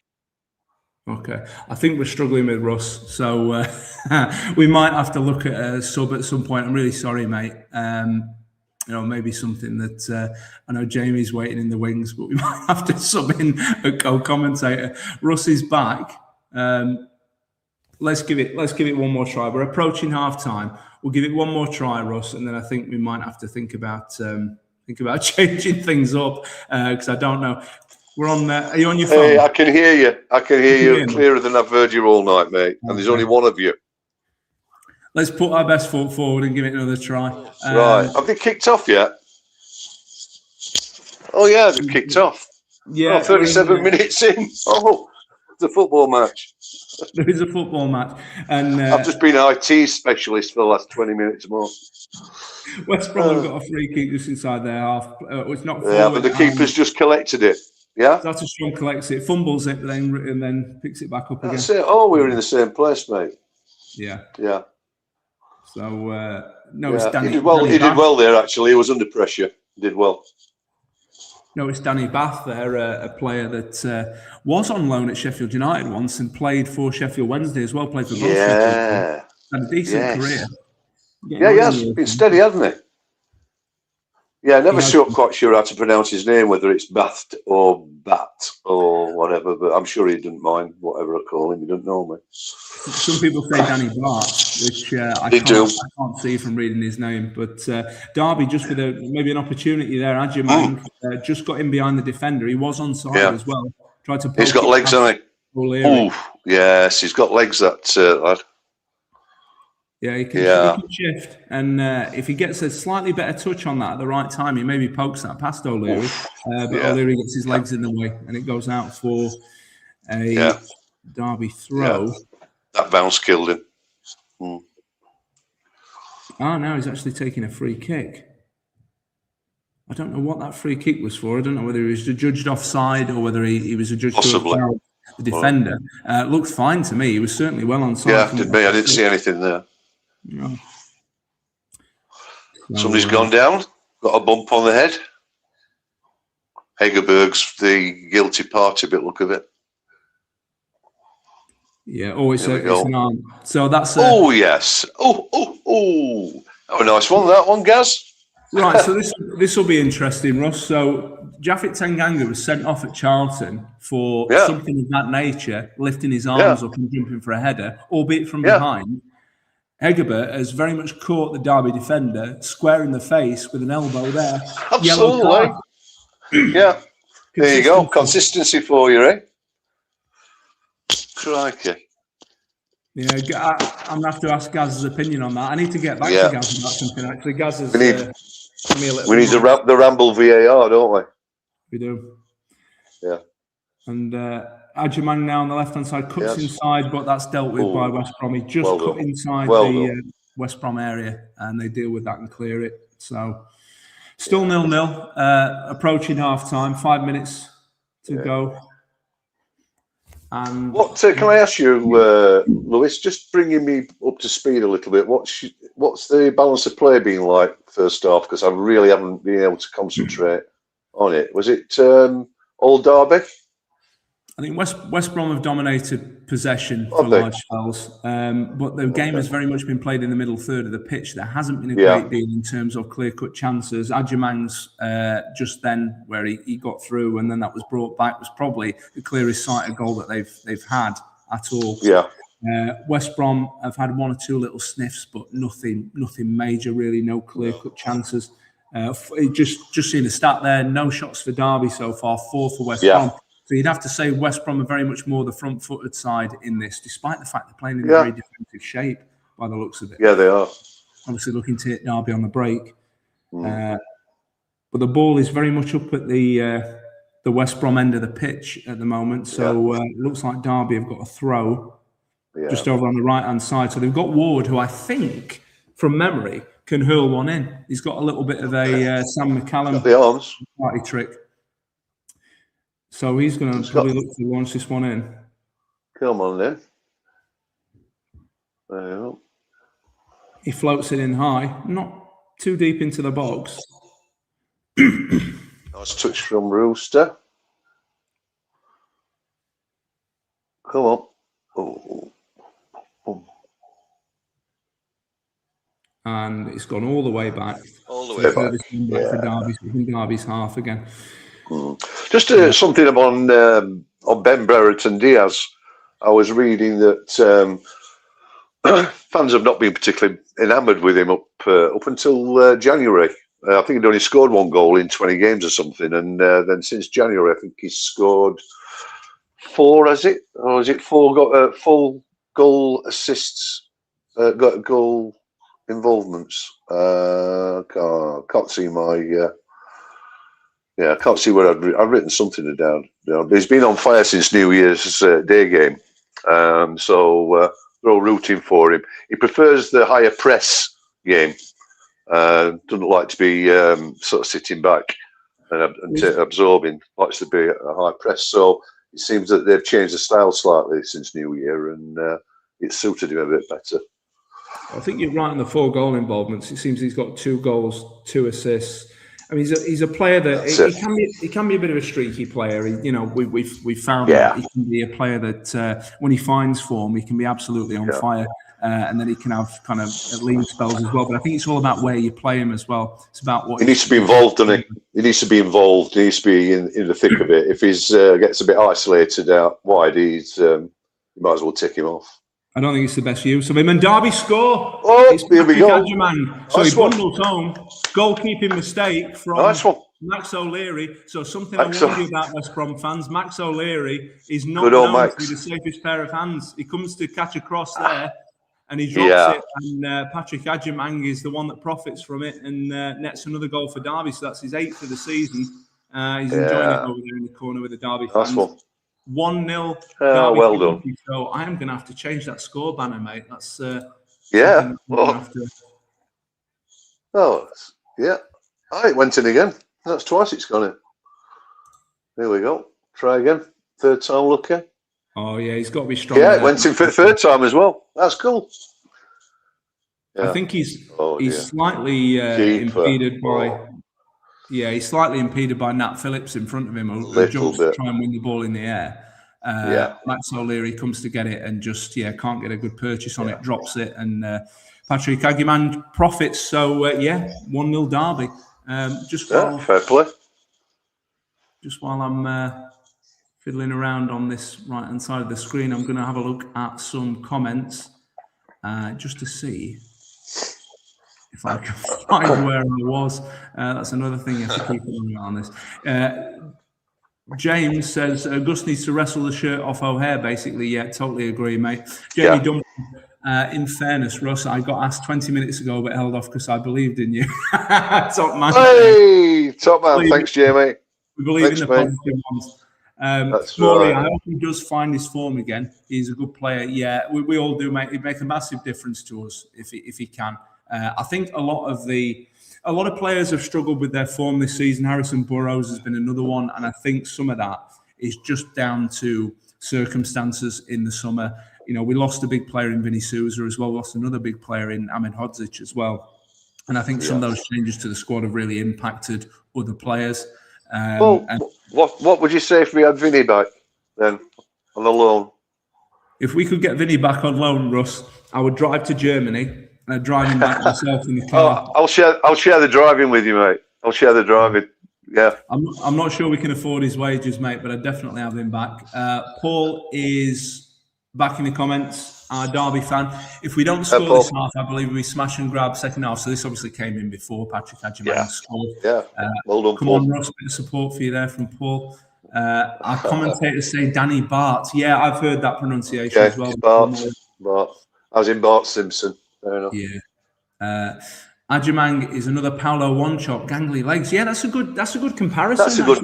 Yeah, it is. Good likeness that. Yeah. I remember Paolo one-chop for you lot scoring an absolute worldie at Old Trafford. In fact, did he get an hat-trick that day? Can't remember. I remember you beat Man United. I think it was 3-2 at Old Trafford.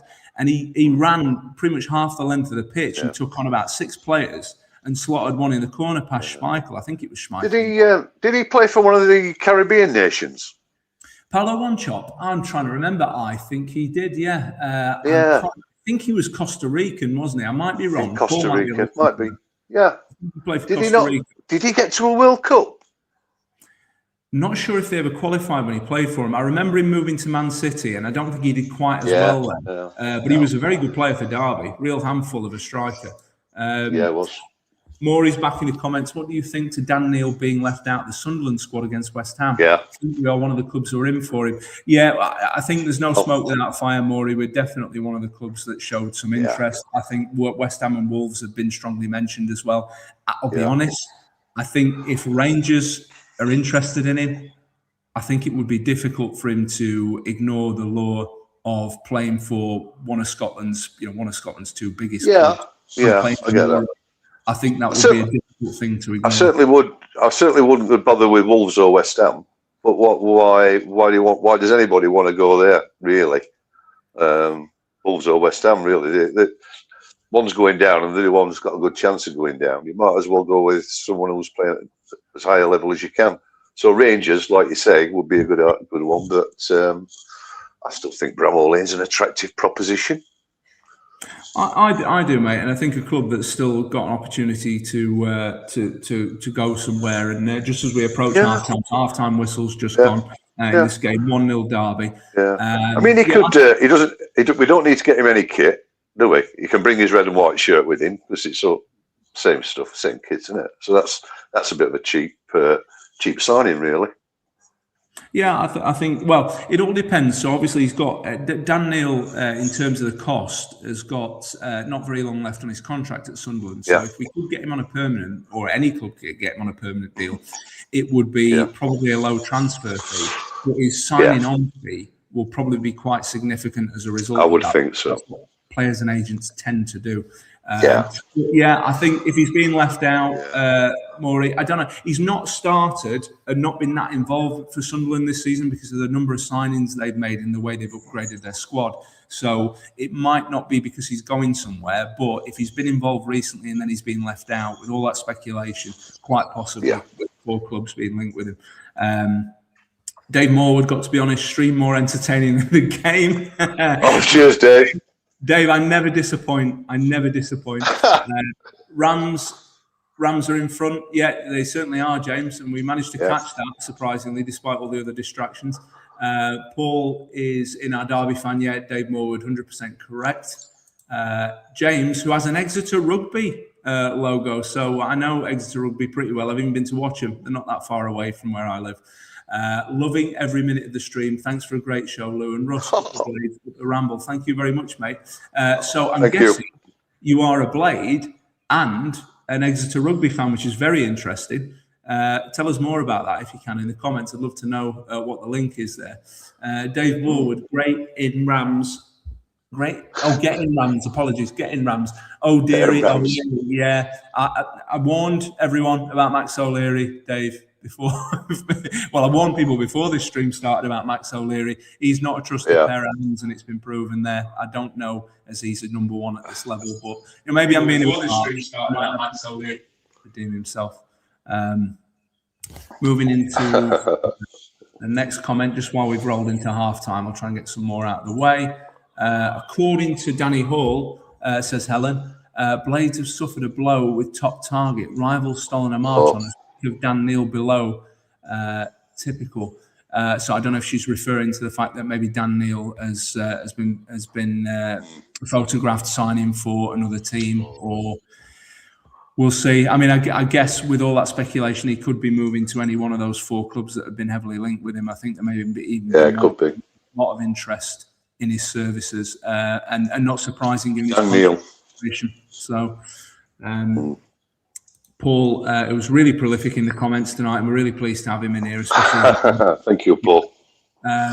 Paul, if you haven't seen it, and I did give a plug for it at the start, but I'm going to give another one. We run a live stream on Tuesday, all aboard the Championship, where we cover all of the Championship games from the prior weekend, including your beloved Derby County. So if you want to check that out, please come along on a Tuesday night at 8 o'clock. We'll be doing one again next week. And you'll be more than welcome in the comments there as well. So please do like and subscribe if you're not already. Ajamang was my first prediction, and now Bobby Clark needs to score. I think Paul predict 2-1, Russ, to Derby? I think he did at the start. I think he might have done. Yeah, yes, he did. Yeah, I agree with him as well. I think that's probably a fair prediction, that one. Just as an addition as well, just looking at an article here. Rangers raiding Sunderland for Dan Neil and Romain Mundle. Interesting. Yes, he's a good player, Mundle. Yeah, he is a good player. Yeah, I'm surprised. Although there's a strength, there's strength in depth there. I would be surprised if they let him go. But perhaps the lure of regular football and playing for a club of that size as well. Maybe it's too hard to resist, and maybe they put a good offer in. Well, they're going to be mindful of PSR, aren't they? Because they push the boat out in Champ. Yes. So PSR's got to be lurking somewhere. Probably that's probably one of the reasons why they've got to move people on. Yeah, and unless you're an elite level club with a very rich owner, you can't get around PSR. That's the way. Not really. In fact, to be fair, even they're struggling a little bit, aren't they? I've noticed Andy Robertson maybe going to Villa. It's another one I thought I'd drop in there. That's an interesting one. I haven't seen that. I'll have to check that one out. But Paul says... sorry, not Villa. Sorry. Tottenham. Tottenham. Yeah, it's a strong one as well. I could definitely see a need for him at Spurs. They could do with a left back. I could definitely see a need for that. But Paul's back in. Thanks, chaps. 20 watching and 20 likes. Great going. Thank you, mate. Really appreciate that. And thanks for keeping an eye on it for us. You're doing a better job than me at that. Excellent goal at Man United. I'll check that out. Oh, yes, he's referring to Paolo One-Chop. And yes, he's saying he was yes. So my encyclopedic knowledge of 90s football clearly hasn't deserted me. It's still there. I thought I was getting older, Russ. It was going away. Vinny isn't playing much for Wolfsburg. He's coming off the bench, James says. So yeah, I'd heard that as well, James. And look, it is I do think, although the Championship is a very high standard of football, I think the Bundesliga is a step up. And a challenge, for any player. It's a physical league and a fast league as well. I like the Bundesliga; it's entertaining. So maybe he's got some strong competition in his position. Just could he possibly? I mean, Vinny Souza. He didn't do it for us in the Prem, but he did it for us. In Champ. And is that where his level is? Is he a top end Championship centre midfield? Maybe Wolfsburg in Bundesliga is maybe a step too far, possibly. Well, it's a good question, Russ, and I've often thought about this, and I've been asked this question about Vinny Souza before. My take on Vinny Souza is, I think when he came to Sheffield United, it was his first season in English football, and he was quite young as well. He was in his early 20s. Yeah. I think sometimes for players coming from abroad, especially when they've played in leagues that maybe aren't quite as physical, the pace is a little bit slower. When they first come to England and they're playing for a struggling side as well, very difficult to judge them. And being young as well, adjusting to a new country, new environment, a new place to live. So I would like to see him in future get another opportunity to play at that top level, because I think as he matured, he's got the physical gifts.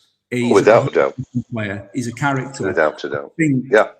I think he could get better. I think he could get better, and I think he's still got the potential to play at a higher level.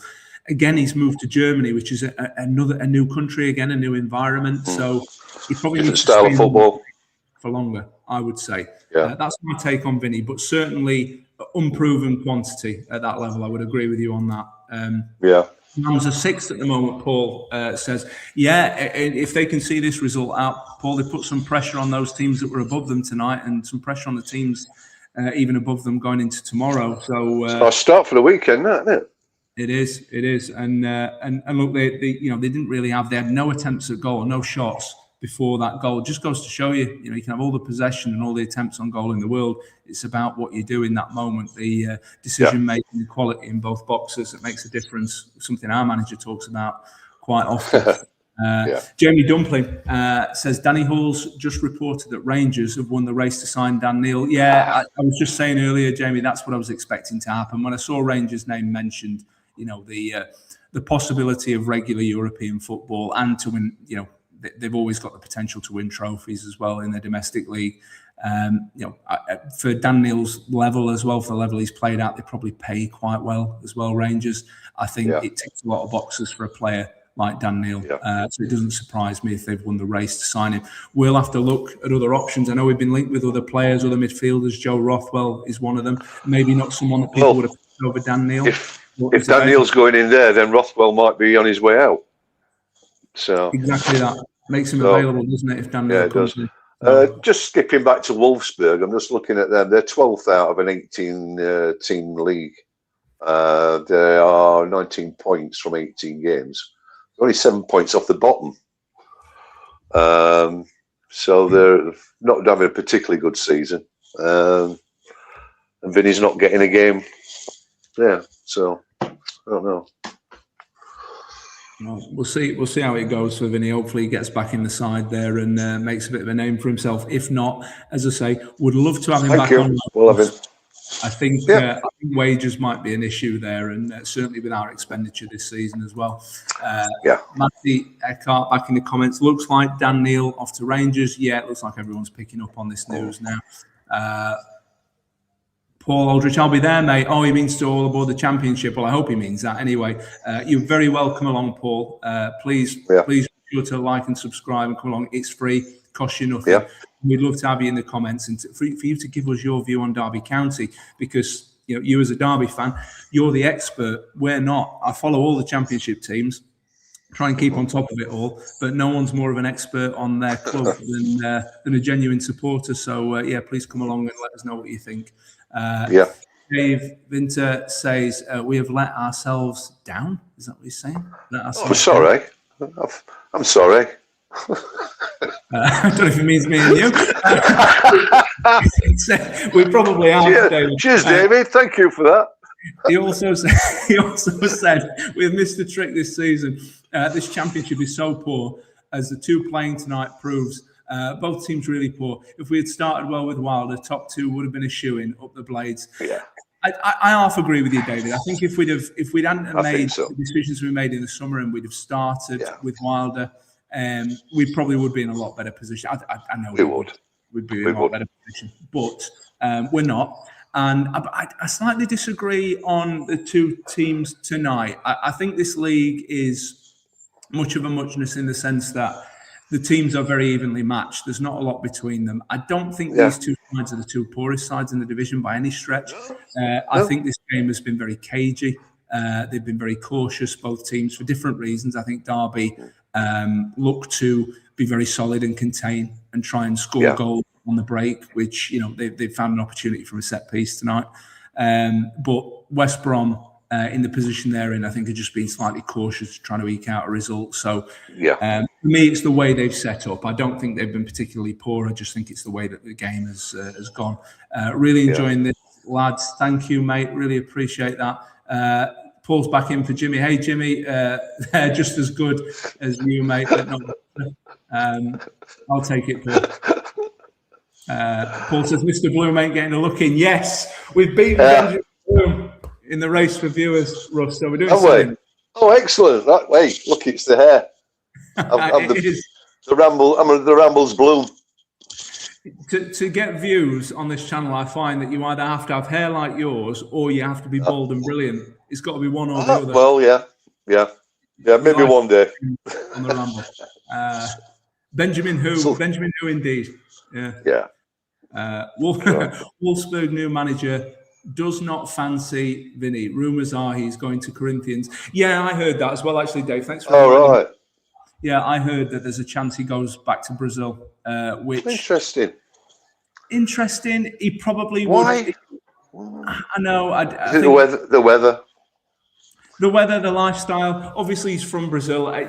Certainly be an easy fit for him. Maybe, sometimes when players go back to Brazil and they excel in one of the bigger clubs, Corinthians being a big club in Brazil, when they go back and excel at that level, they do sometimes creep into the Brazil squad. They do quite often include 2 or 3 players from the domestic league as well. So maybe that's something Vinny's got in mind as well. Vinny has long had an ambition. Yes, he has. At international level for his country. I wouldn't rule it out. I don't think he's at that level yet, but I wouldn't rule it out. He's a player that still has a little bit of a ceiling for me because of his physical gifts, because of the fact that he can get around the pitch. He's a strong lad. I wouldn't rule it out. Jimmy's enjoying this. Oh, thank you, Jim. I am bald, but certainly not clever. Oh, so Paul is also bald and brilliant. If you see someone else that's bald and brilliant, Paul, Lee Edridge appears on Football Therapy as well. So I'll give out another plug for that. Football Therapy.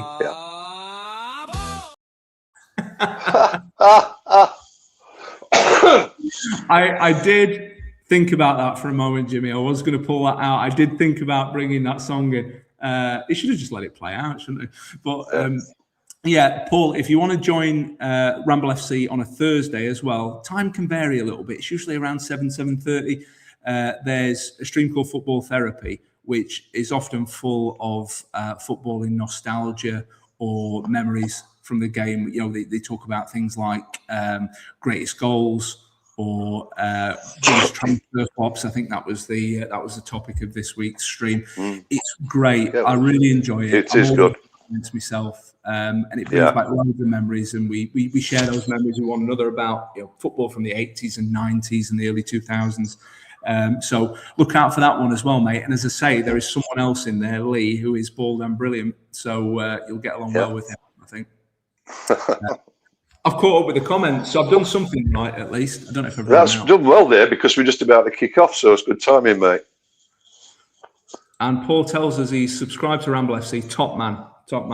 Well done, Paul. Pleased to have you. Good to have you. Good to have you. Welcome to the Ramble.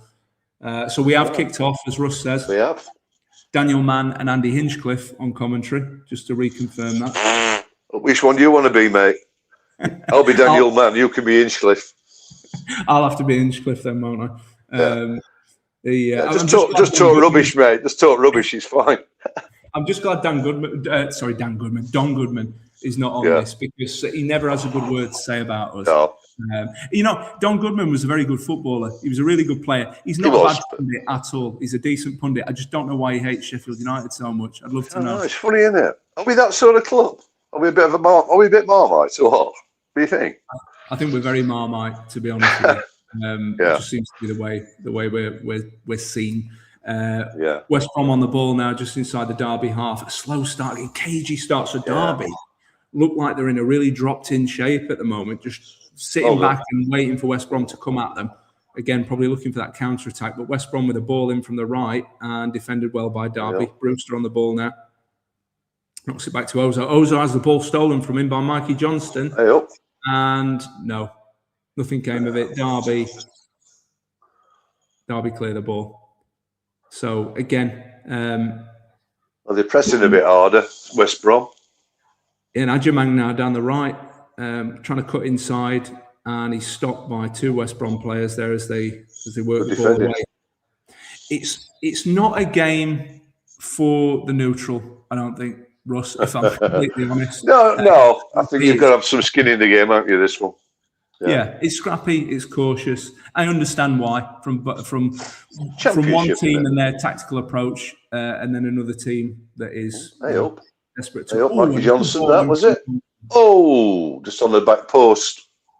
Ball in from Johnson. Hegerber trying to get on the end of it, just couldn't out for a throw in. I do like Mikey Johnston. Yeah, he's a very good player. He's someone that we were linked with before he went to West Brom. I think he was at Celtic at the time, and there was talk of us signing him. I think we were in for him.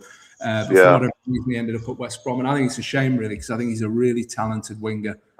Someone that would make a difference to us at the moment, especially given what people have said about Gus earlier, that he's not having the best season. I think it would be. It would be. It would have been a good signing for us. He'd certainly be an asset at the moment. Just going to dive back into some comments. I really do want to keep on top of these. Get Lou an intro, Jimmy. Has his own show and knows what he's doing. Legend. Thank you very much, mate. I really appreciate it. Well done. The intro, I can't is not necessary, mate. I don't need it. I think some people think I like my name up in lights. I don't. I just like to help, and I really enjoy doing these, even as a guest. The fact that I'm getting to host one tonight, I really appreciate the chance to do it, because I love doing it. It's really good fun. But thank you for the support, mate. Really appreciate that. Some eyes from Jimmy there. I'll have to wait and see. Eyes, all right. Paul, they are watching you. Who's watching us? Hopefully, many people watching us. I'm going to say, bring them on. That's the idea. James says Goodman was once sent off against us for Bradford back in the 80s, and Billy Whitehurst put him on his back also. Yeah, I think Billy Whitehurst a lot of players on their back. Maybe. James. I have to say, when I was someone that liked to tackle, I liked to get involved in stuff when I played, and there weren't many people that frightened me, but I have to say, Billy Whitehurst scares me. It scared me then and scares me now. He was something else. If you'd ever been in his presence, he one of those people had an aura about him. I don't know. Let's leave it at that. He had an aura about him. He did. He was something else. Ian, I've seen it go quiet in a pub when he's walked in. Yes, yeah. I would imagine he owns the pub when he walks in. whether he's a landlord or not. Yeah. So again, a cagey start to this second half for us. We've got West Brom taking Not a lot of quality. Not a lot of quality is there at the moment. Yeah. We'll try and find some. We'll try and find some quality in this game. And West Brom just trying to work the ball forward again. Derby with a really good press just on the centre circle there, really just sort of squeezing West Brom out. I've noticed a few teams try this, and Rob Edwards, when he was at Middlesbrough, certainly. Obviously, he'll have to adapt to managing in the Premier League at the moment, but when his Middlesbrough side started this season, they were really good at squeezing teams out in that middle part of the pitch. They'd wait, almost like a mid-block, and then as soon as the team approached halfway, they would have a load of bodies in there squeezing the opposition out, which I think is a really clever strategy when you're trying to build. It is, because it leaves, if they've come past your front men and then they're getting squeezed there, when the ball breaks, you've got one, maybe two men ahead of the ball. Yeah, so and you've got options because you're in the middle of the pitch, you can see everything. Exactly. You've got wide men running beyond, wing backs running beyond. I think it's a very clever way to set up a team, and Derby seem to do something quite similar, or certainly the last couple of passages of play, I've noticed that. Just on another note, you mentioned Rob Edwards. Have you seen Wolves' performances last couple of games? They've picked up, yes, I have. They've been a lot better. They've picked up. They've been a lot better. A lot better. They're playing with a bit of confidence and they're having a go. It's probably too late for them. But I didn't think he'd make much of that job, to be honest with you. But maybe he'll surprise us. Who knows? It's certainly good for him next year if they come when they come down. It's ideal. I was talking to Man Mountain about Wolves on Top 20 Takes this week, and we mentioned the same thing, that they've been playing a lot better in the last couple of games. And at Newcastle, which I think was their last game, they ended up drawing it 0-0. It was a little bit of a bore draw. Newcastle maybe wasted one or two chances, but Wolves looked a lot more solid, a lot more competitive on the defensive end of things. They just made it a lot more difficult for Newcastle. They didn't offer much of a threat going forward. They didn't ever really look like scoring, but they didn't really look like conceding very much either. So, what's the story with Strand Larsen there? Well, Strand Larsen, what's it? It's a strange one, isn't it? He doesn't get starts, comes on, has an impact sometimes, but I think there's somebody sniffing round him, aren't they, at the moment, to take him? Yes, he's subject to a bid from Leeds United by the sounds of it. That's it. Yeah, Leeds is coming with probably looking to put some reinforcement behind Dominic Calvert-Lewin, who's been very important to him. Obviously, would be someone. Yeah, I mean, they've been very fortunately. I say fortunate. Both them and Dom have been enjoyed his good fitness at the moment. He's doing all right. He's doing all right, but we know how fragile he can be. You never know, he might have put a lot of his injury problems behind him and he could end up having a really good second half to this season consistently in the team. But as you say, I can see why they'd have Strand Larsen in for that little bit of, but certainly backup. I don't think Leeds will go two up top. I think they'll stick with one up top because it gives them that strength in midfield that's getting them a few points now, doesn't it? I agree, and he's come along. He's come along really well this season. Dominic Calvert-Lewin having a great season, but yes, they are in for Strand Larsen. But Wolves apparently value Strand Larsen at £40 million. I'm not sure. Ooh, that's a bit steep, isn't it? It's a bit steep. I think, given their situation, it's very much beyond them to stay in the Premier League now. I think, given their situation and the fact that they're going to be going down with probably still quite a big wage bill, I'd be looking to offload Strand Larsen. I don't think their supporters are mad impressed with him, to be honest. No, they're not. No. So I like him. I mean, he's a good lad, good player. Yeah, I did see last season some moments from him where I thought, he looks a bit of a player. There's definitely something in there, but Leeds might have to come back with a bigger offer. Just to get back into the comments, Paul, come on you Rams. So he's enjoying the game tonight. Derby leading 1-0. James says, Billy used to own a pub in Goldthorpe or Thurnscoe. Yeah, I think I remember my old man telling me about this, James. I think you're right. Yeah. Dave Morwood says, anyone joining the Ramble family are welcome. It's a great community to join, entertaining, knowledgeable, and so caring in many ways. Completely agree, Dave. There's some great people in it, and we'd like to welcome more. I thought David was going to bed. I thought he said he was bailing out earlier. Bless him. He might be a bad sleeper like me. We must be compelling.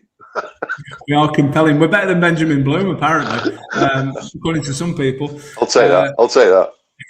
Paul says, if you don't bleep him bounce, then you're a red. You didn't swear, boys. True, you did not swear. I think it's quite suggestive, though, Paul, but I'll let you off, mate, because you've been very supportive to us tonight. It's a great YouTube family, Dave Morwood. Yes, I agree, Paul. Thank you for staying in the comments and staying on the Absolutely.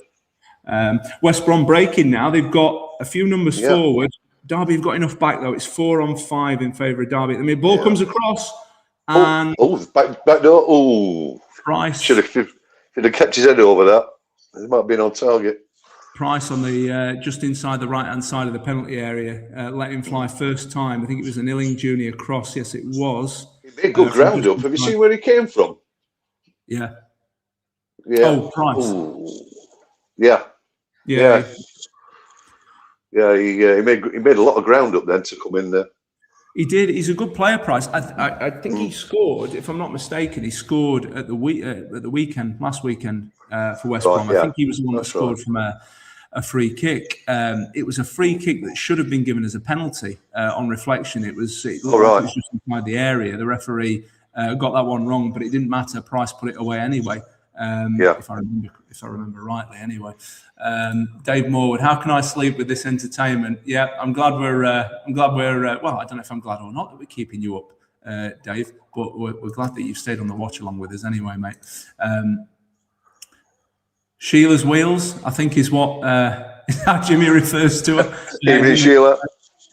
Just logged on, lads. In reply to James, who was the Billy who had a pub in Goldthorpe area, I think she's saying, and what was it called? Cheers. Yeah, I think she's referring to the same establishment there. Not sure what it was called, Sheila. Maybe James can let us know. James is back though with I do like that West Brom away kit. They've had it for many years, going right back into the 80s. Yes, mate, it's something I commented on at the start of the stream. It's an iconic away kit for West Brom, and something. It's been one of my favourite away kits. I'll tell you my favourite away kit was the old Man City away kit, the red and black stripes. Yes. Yeah. I remember one of the teams that I used to run. We had a kit made in red and black stripes, but we had the white trim. It looked absolutely spot on. Very nice. I quite like that one. Well, that kit, I know it stretches back a lot further than this, and it depends on what era you were born or grew up in. But I always, whenever I see that red and black Man City kit, I always think of Joe Royle when he was their manager. Yes. Joe Royle. You know, we obviously spent some time there as the gaffer. Yeah. But I know it stretches back a long way. I think the likes of Summerby and Bell played in that red and black striped kit, didn't they? In the it certainly did. Yeah, they really did. Someone like Bell, Hutchinson's, all those. Yeah, it was quite. There's some good sides actually many years ago. Even though as a club they were quite in the doldrums. I mean, the ground was awful. They spent a lot of time in the old league Division 2, didn't they? City. They were certainly nowhere near the powerhouse that they are now. Well, it's funny, Russ, because you know they had that spell, and this was very much my era when I was growing up watching football as a kid. They had that season in what's now League One in the third tier. Yeah. After having some years really struggling in the second tier before that, they eventually went down. Yeah. And I remember when they made a bit of a resurgence and came back up the leagues, and then eventually, obviously, came into a lot of money. People were saying, "Oh, Man City, look where they were and where they are now." I said, "Yeah, but people don't realise they're a massive football club. They were a massive football club before all the money came in. They've always been a big club, Man City. At one time, they were far more successful than Man United were." Yeah, it's funny how things change, isn't it? So it's very cyclic, isn't it? It is. It just makes you wonder, though, with the way that these big clubs now have established themselves. Will they ever be rocked from there? You look at Man U. I mean, they don't deserve this last 2-3 years. In fact, since Ferguson, to be fair, they've been a bit of a basket case, haven't they?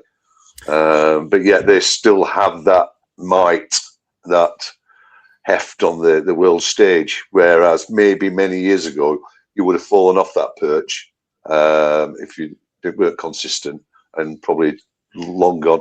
You look at maybe clubs like Hamburg and what have you, who've had European successes, but couldn't sustain it.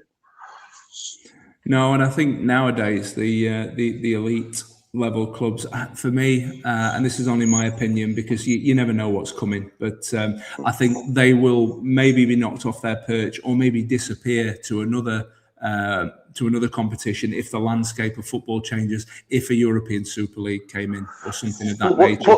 Well, just on that subject then, the European Super League, what do you make of the current this new system this year, this sort of one big league? It's quite interesting.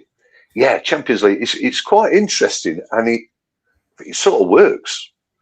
Now that's the start of something, possibly.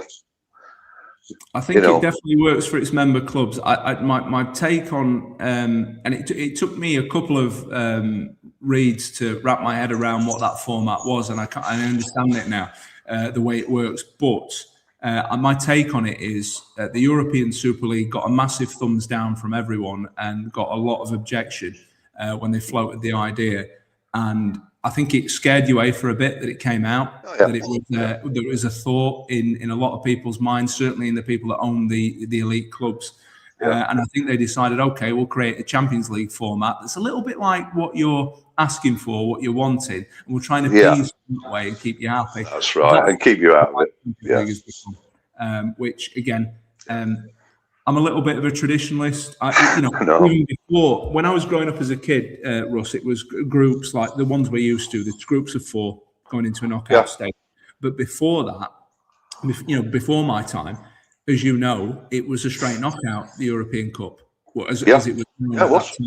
And what's wrong with that? And it only contained the champions from each domestic league. So for me, there was nothing wrong with that. But it's about money, isn't it? It's about maximising. Oh, absolutely. But I think, the European Super League thing is, it'll happen. It'll happen at some point. It was, I don't think anybody who was involved in that actually thought it was ever going to happen at that time. But they've got the conversation going. And someone will revisit it again in a couple of years after that. And it'll become a reality once that conversation starts. So, like a boomerang, it's certainly not going away. Just to keep everyone updated on the game, because I'm mindful that we're talking about 63rd minute of the game, and Derby have the ball just inside their area. They've just knocked it forward.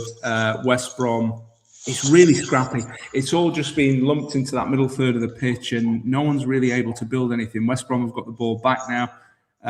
It's been played along their back 4. All the referees got in the way.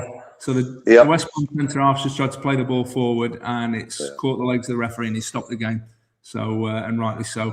And it gives. I'll be back in 1 minute. Okay, mate. Comfort break for Russ. Yep. And we've got Derby making 3 substitutions now, which I'll try and bring to you and let you know what they are. But the referee just getting in the way of the pass there and stopping the game, which allows Clark. Looks like he's going off. Bobby Clark's going off for Derby. And is that Ozo going off as well? Brewster's going off. So we've got Bobby Clark, Ryan Brewster, and Ozo going off. Blackett, Taylor, Thompson, and Fraulo coming on, Danish player. Sorry if I've got the pronunciation wrong. Derby fans, not a player I'm massively familiar with, to be honest. And so the 3 substitutions making their way onto the pitch now, looking for some fresh legs just after the hour mark. Not an unusual thing for managers to do. Derby, they have come out looking a little bit like they've kind of dropped into a shape and they're trying to contain West Brom here. Drop ball, West Brom now have it. Looks like Nat Phillips. And played out to the left now to Illing Jr. So West Brom have got the ball midway into their half, just knocking it around at the moment. Long raking ball forward, dealt with by the Derby centre-half. But West Brom win it back in an advanced area. And ball on the right-hand side now with Price. He knocks the ball in and, there's an opportunity. It comes out to Illing Jr. And it's blocked. And Derby with Brereton Diaz might just get that away. But a little bit of a sniff there for West Brom. Price puts the ball into the box. It's headed out by the Derby defender. Comes out to Willing Jr. on the edge. And, a little bit unfortunate there. Derby now coming forward. Deep crossing from the right-hand side. Looks like, he keeps that in. But West Brom retrieve the ball. And it looks like they're going to get that away. And the referee stops play. Just dive into some comments while we're waiting for Russ to come back. Our Derby fan, Paul, I've watched a few live streams and joined in the comments, and to be fair, you're like Jimmy's channel, knocking it out of the park. Thank you, mate. Glad Jimmy twisted my arm in staying. Well, Jimmy is certainly knocking it out of the park, mate. And I've been a big supporter of the Ramble for a long time, from a distance, actually, before I actually got more involved and started supporting earlier on this year. It's amazing the journey it's had and how it's grown and how many subscribers it's got now. It's unbelievable, and we welcome a lot more hopefully in the future. Dave Morwood, Portsmouth bid for Ingleson rejected by S6. Oh, I'm doing your job now, Lou. Dave, Dave Morwood, this is a message a message to all Platinum Ramblers, and you included, Dave Morwood. If you have any transfer updates and you want to give us any breaking transfer news, send Jimmy a video, 14 seconds, 15 seconds, if that. Send him a video, and he will get it onto Ramble FC, and you'll have your face all over it. I will no longer be the face of Ramble FC. We will have several on Ramble FC, which is what we want. It is not all about me on Ramble FC, so get yourselves on it. Anyone sees any breaking transfer news, film yourself, deliver the news, send it to Jimmy. Excellent. James is back in the comments with City's away kit, right back to John Bond. Yes, he's referring to that red and black stripe. Yeah. Kit you and I nice kit. both celebrating a moment ago, Russ. We've got Carl Taylor. Sorry, I'm just going to say, what does Paul think in the comments about the 3 substitutions that Derby have just made? I'll see if he's added some. He's not. I don't think he's. Sorry to interrupt you. He has put in a comment about. I'll come back to him, but he has put in a comment about the substitutions, mainly with regard to his predicted scorers. City's away kit right back to John Bond. Yeah, that was James's comment. Carl Taylor comes in with Billy ran the Cricketers pub on Bramall Lane. Yes, I think he did actually. He did. Carl. I remember. He certainly did.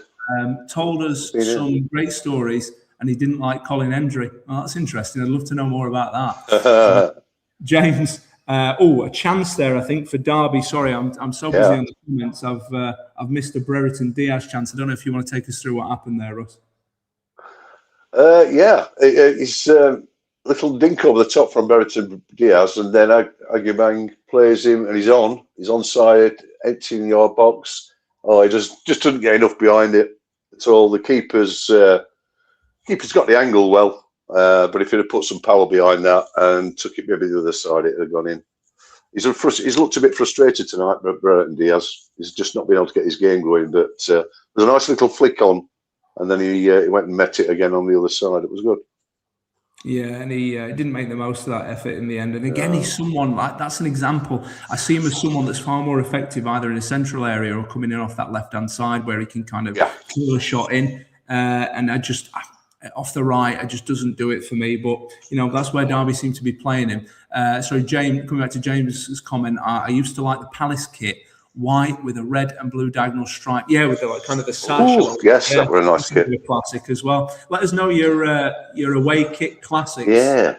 Not many strips had sort of a diagonal stripe on them, did they? Was it one of the international teams? Was it someone like Peru or Chile or someone like that had a red? I think you've remembered rightly. I think Peru had white with a red sash. I remember. Red sash, yeah, that's right. Yeah. I remember we had a similar one in the 80s. I think Sheffield United, we had a white shirt with a red sash. I think that was a home shirt though, and I think we had an away kit not long ago, which was black with an orange one as well. Someone might be able to remind me about that in the comments or confirm whether I'm right or wrong. I'm not big on the shirts, to be honest. I'm not a shirt collector, but no, I can't say I remember those two.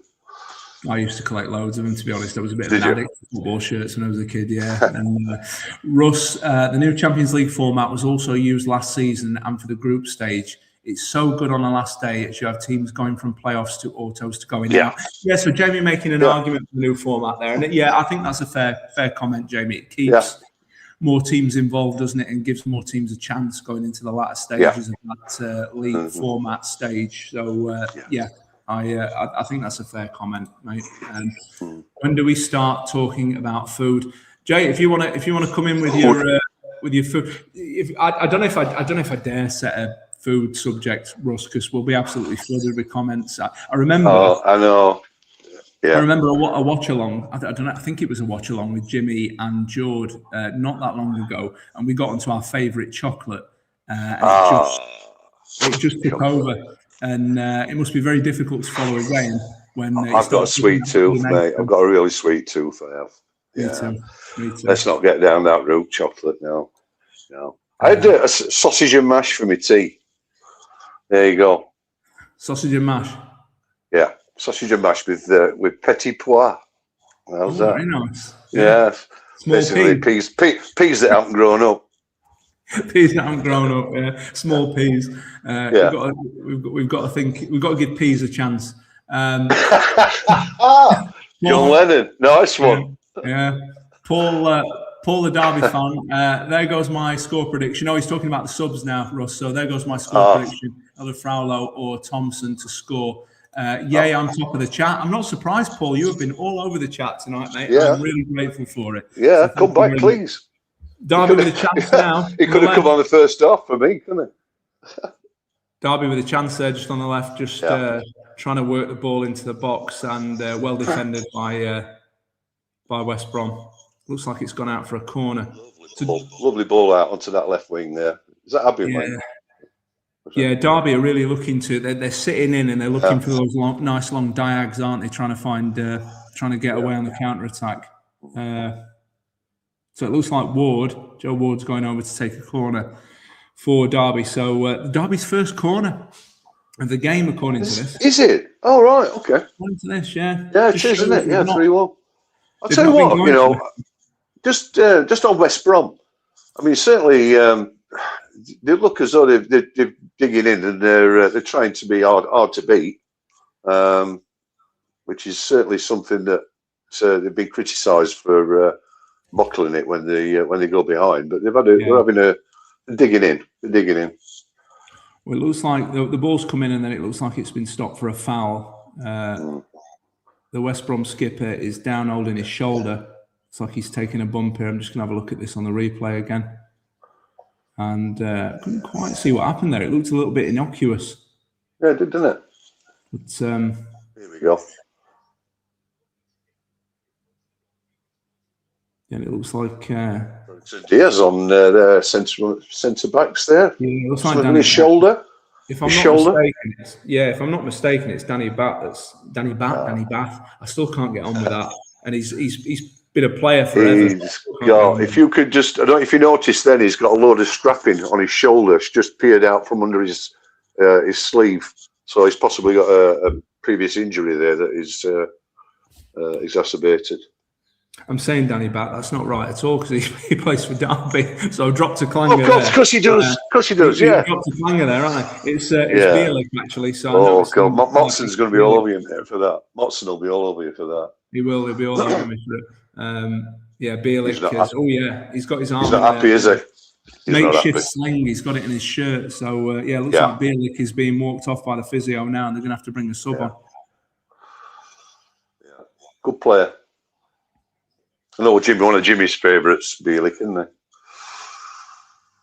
I think I don't know if you've mistaken him for Hellick. I thought it was Hellick at Oxford that Jimmy liked. Maybe he does like Bielik. Maybe you're right. Both, I think. I think both. Yeah. Get in the comments, Jim. Let us know, and don't forget to like and subscribe. He's watching on. I think he's still lurking. Has he liked and subscribed? That's what I want to know. I'm just. Going back to Paul's comments, wow, 24 likes, 21 watching. Yeah, we'll take it, Paul. I didn't know what to expect tonight, to be honest with you, mate. We're it's a sucking. We're off piste, aren't we? We're off piste with not being our own club, so it's always going to be a suck it and see, isn't it? And we've got a good turnout from West Brom fans tonight. Yeah, they're a well supported club, Jamie. West Brom, as are Derby, actually, they're both very well supported clubs. Both decent sized clubs, and they both take a good away following. I find. But yeah, I can see there they've really packed out that way.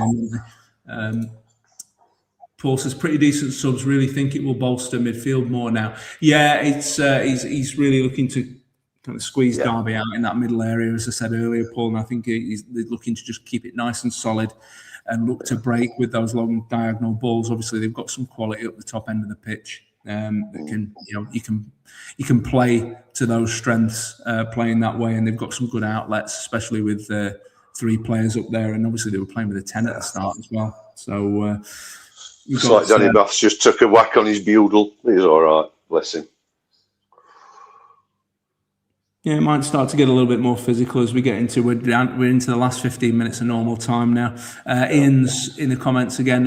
Russ has made more different short appearances in this. I haven't. Do I get appearance money? Is it like 10 times my appearance fee? More absences than Tom Davis.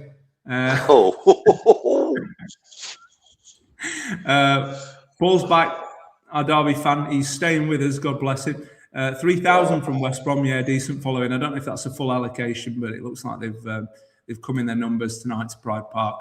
I think it's about right that for Pride Park, about 3,000. I think 3.5. I remember. It's a good atmosphere down there. It's a good ground.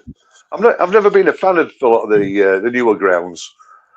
I don't like Stadium of Light, and I don't like Middlesbrough either, and 1 or 2 like that. And Pride Park's not a lot different in design, I suppose, to those sort of. They were built around the same era, but it does seem to carry a good atmosphere.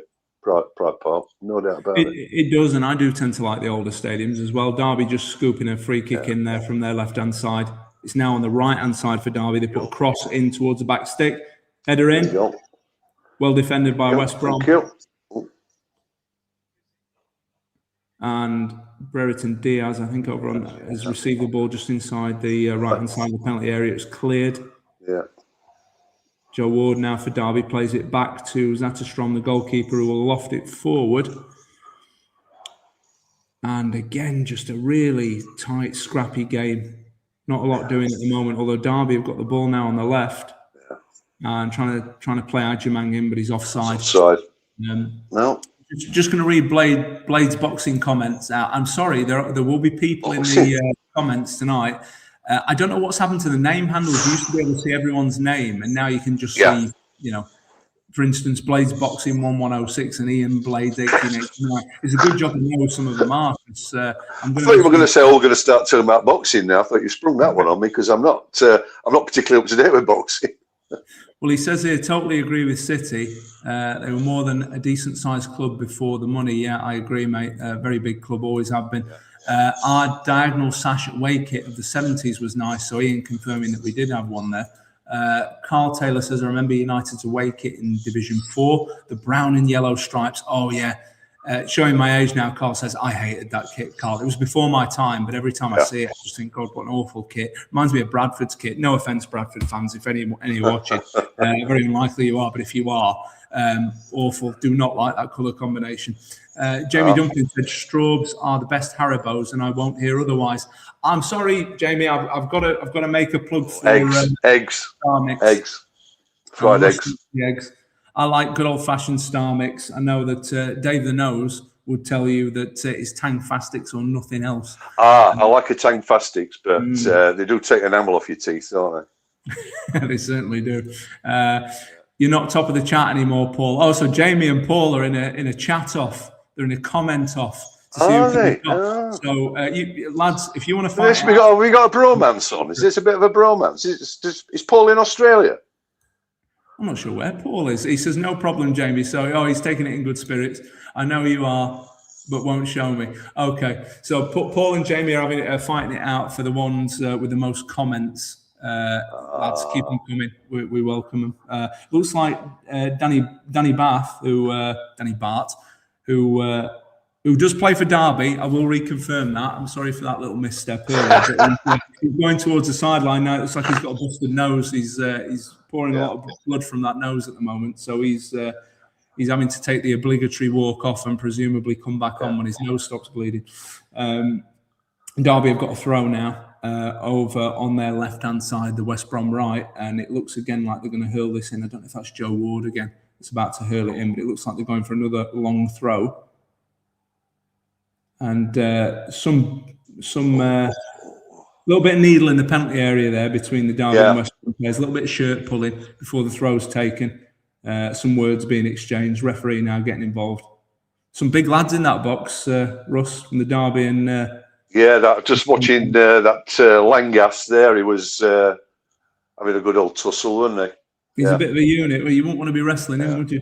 No. Just do me a time check, would you? I'm on 18 minutes, 4 seconds, 5 seconds. I'm a little bit behind you, actually. I'm on 79. Yeah, I'll pause. I'm on 807, 80:07. I am on 2, 3, 4, 5, 6, 7. There we go. Anyway. Top man. Darren is in the comments. Hiya, mate. How you doing? Hi, lads. Doing a great job. My favourite non-Blades away kits, probably the Man U half yellow and half green one from '92. Yeah, that's a classic as well, Darren. Oh, yeah. I can picture Steve Bruce wearing that, I think. Yeah. Mark Hughes for me. I think. But yeah, same era, same team. And the Arsenal away from the same time, gold and black zigzag fade. Yeah, wasn't that referred to as the bruised banana? The yellow and yeah, I've heard about that. Yeah. That's a classic. We had the yellow and brown stripes, didn't we? At one point, that was a bit of a banana-y sort of thing going on, like banana split. That was going back a long time. That was mentioned earlier, and we've got Ian. Was the Newton Heath kit historically, Darren, the yellow and green? I think it was, Ian. I think that is where the yellow and green combo comes from. I think Newton Heath played in that kit. I think you're right. I do believe your history is bang on there. That was Man U's original name, wasn't it? I think. Was it? It was Newton Heath. Before it became Manchester United. Nice turnout from the Wendy fans. Oh wait. From Jack. Top man. Jack loves a bit of needle with the Wednesday fans. He's a proper blade, is Jack, and a good pal of mine as well. Darren says to Ian, that's the one, classic. Not as good as our neon yellow one in '89 though. Yeah, that was a classic for Sheffield United, wasn't it, Darren? Yeah. The neon green kit, and I always really like that yellow one with a bit of the red trim on it as well. We had some good away kits in that era. Is that the Labour? Was that a Labour one? The Labour ones, and we had a white one as well with black trim, which was really nice as well during that era. Some really good away kits around then. Paul says Jim Smith, manager when Pride Park opened, the Bald Eagle. Yeah, I remember Jim Smith.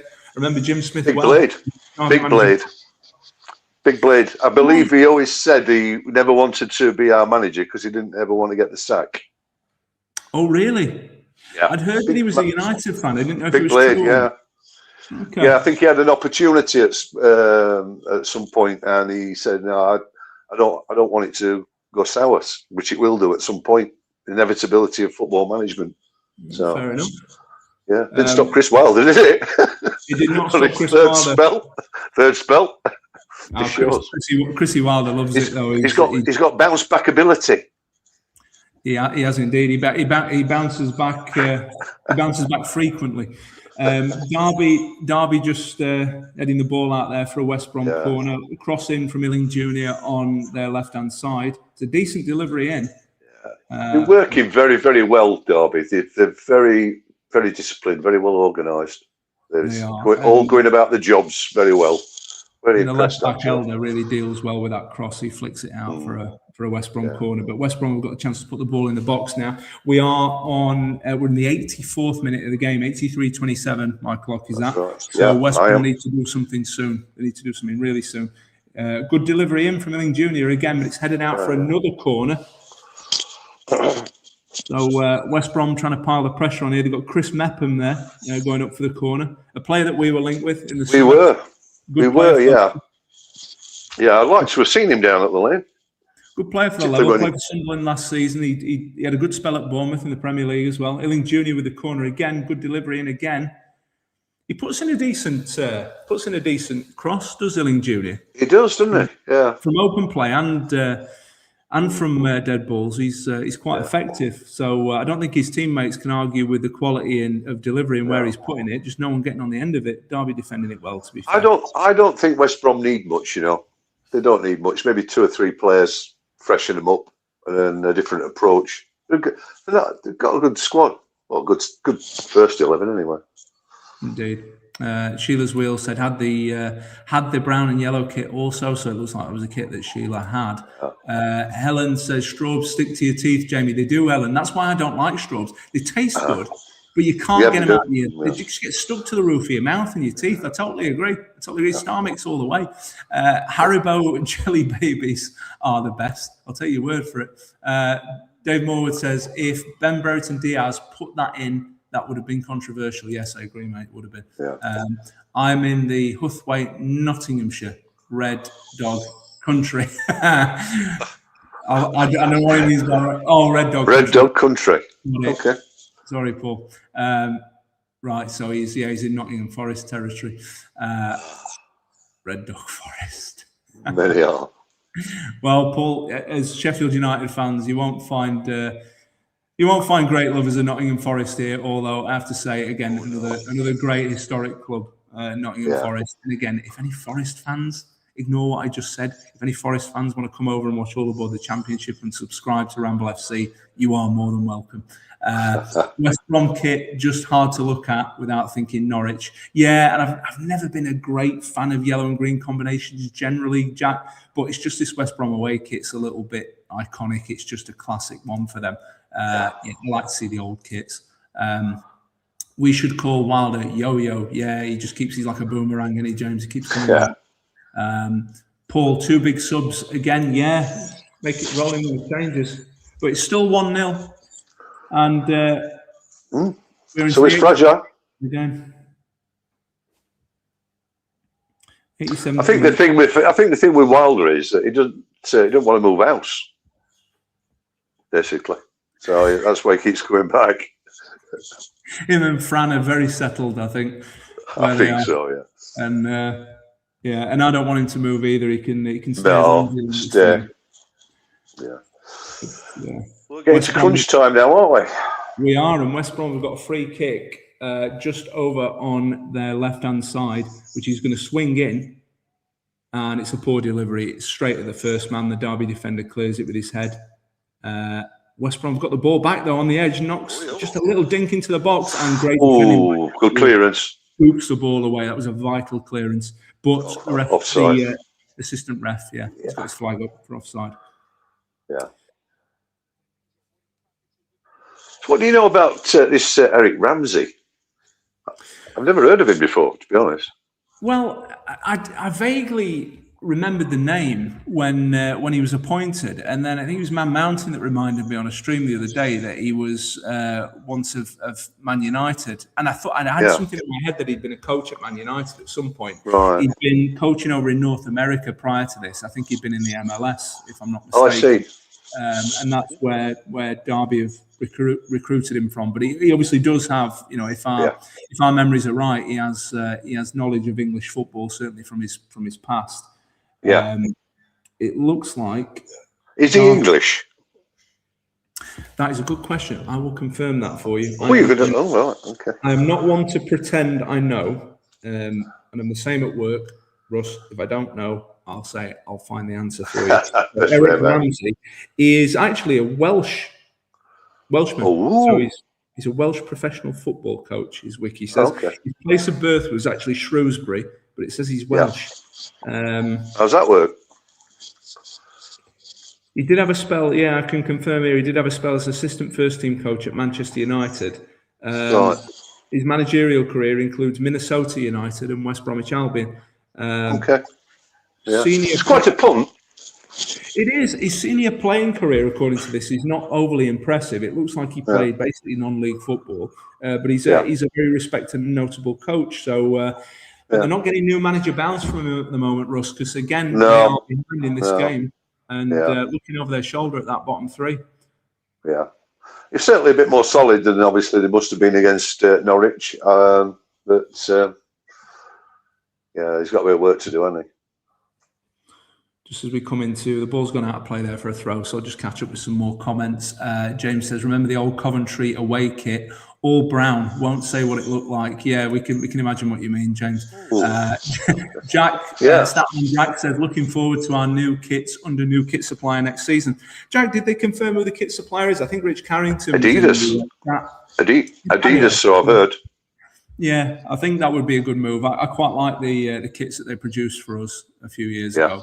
I thought they were decent. Yeah. The quality's always quite consistent as well. Darren said, based on tonight's performance, do you lads think it was a good decision to let Brewster go, or should you have offered a new big contract, or should we have offered a contract? Not sure how he's gone the season as a whole. It's a good question, Darren.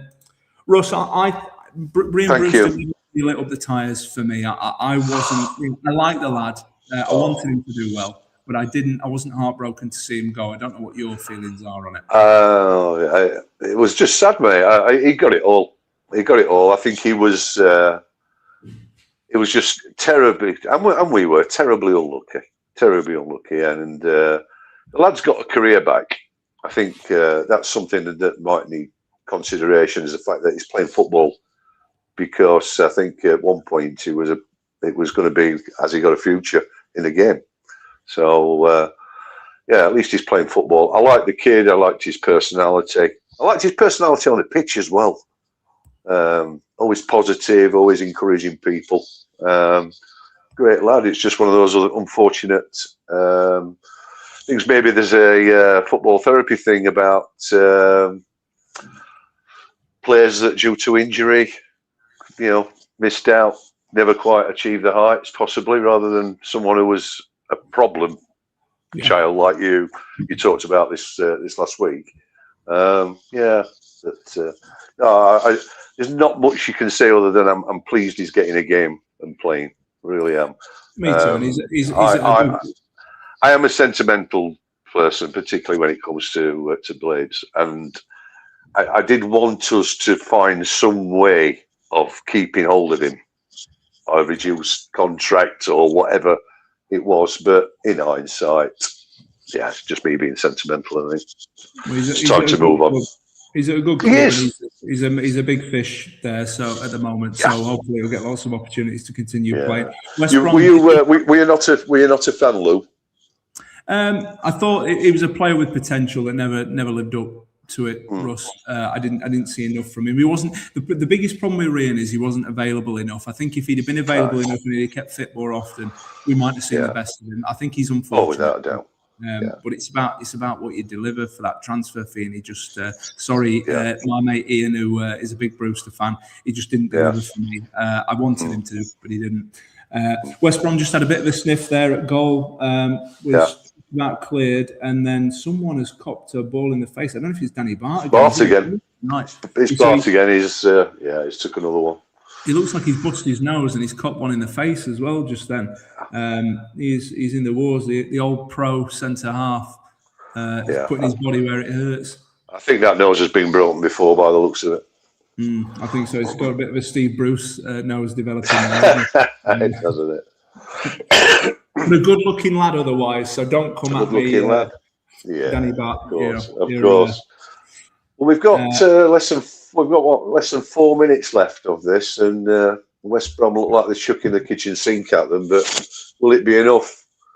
They're hurling a long throw into the box at the moment. It's flicked on and just about cleared again. Oh, they've got a chance! Oh, and it's just wide. Goal! Josh Madger so close for West Brom, just wide at the back post. So Zatterstrom again putting himself where it hurts. Yeah, the goalkeeper's rescue. I'm just going to see if Madger is onside. So Madger is onside. If he manages to poke that home, but the keeper gets in his way. Zatterstrom takes a whack from him. Yeah, let's see the whack here. Oh yeah, gets his leg just caught underneath Madger there. It is a bit. The ball is just nudged out of play, nudged wide. I think that is going to be. I don't think Zatterstrom gets a touch, so I think it's going to be a Derby goal kick. So the goalkeeper's back up now. He's okay. Oh, we're on a corner. It's a corner. I'm surprised. It's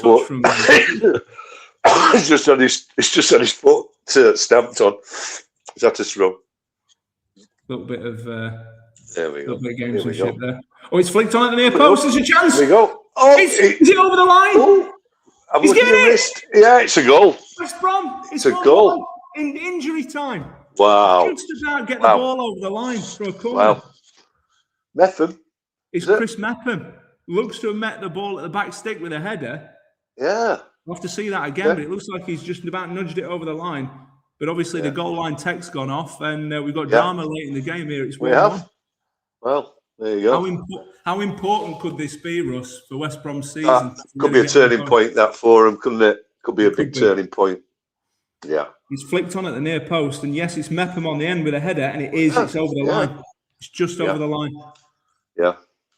That's a strong. That was a good header. Good header. Strong gets a hand to it, but he's not able to keep it out. Yeah, he was too busy. He was too busy pushing the defender.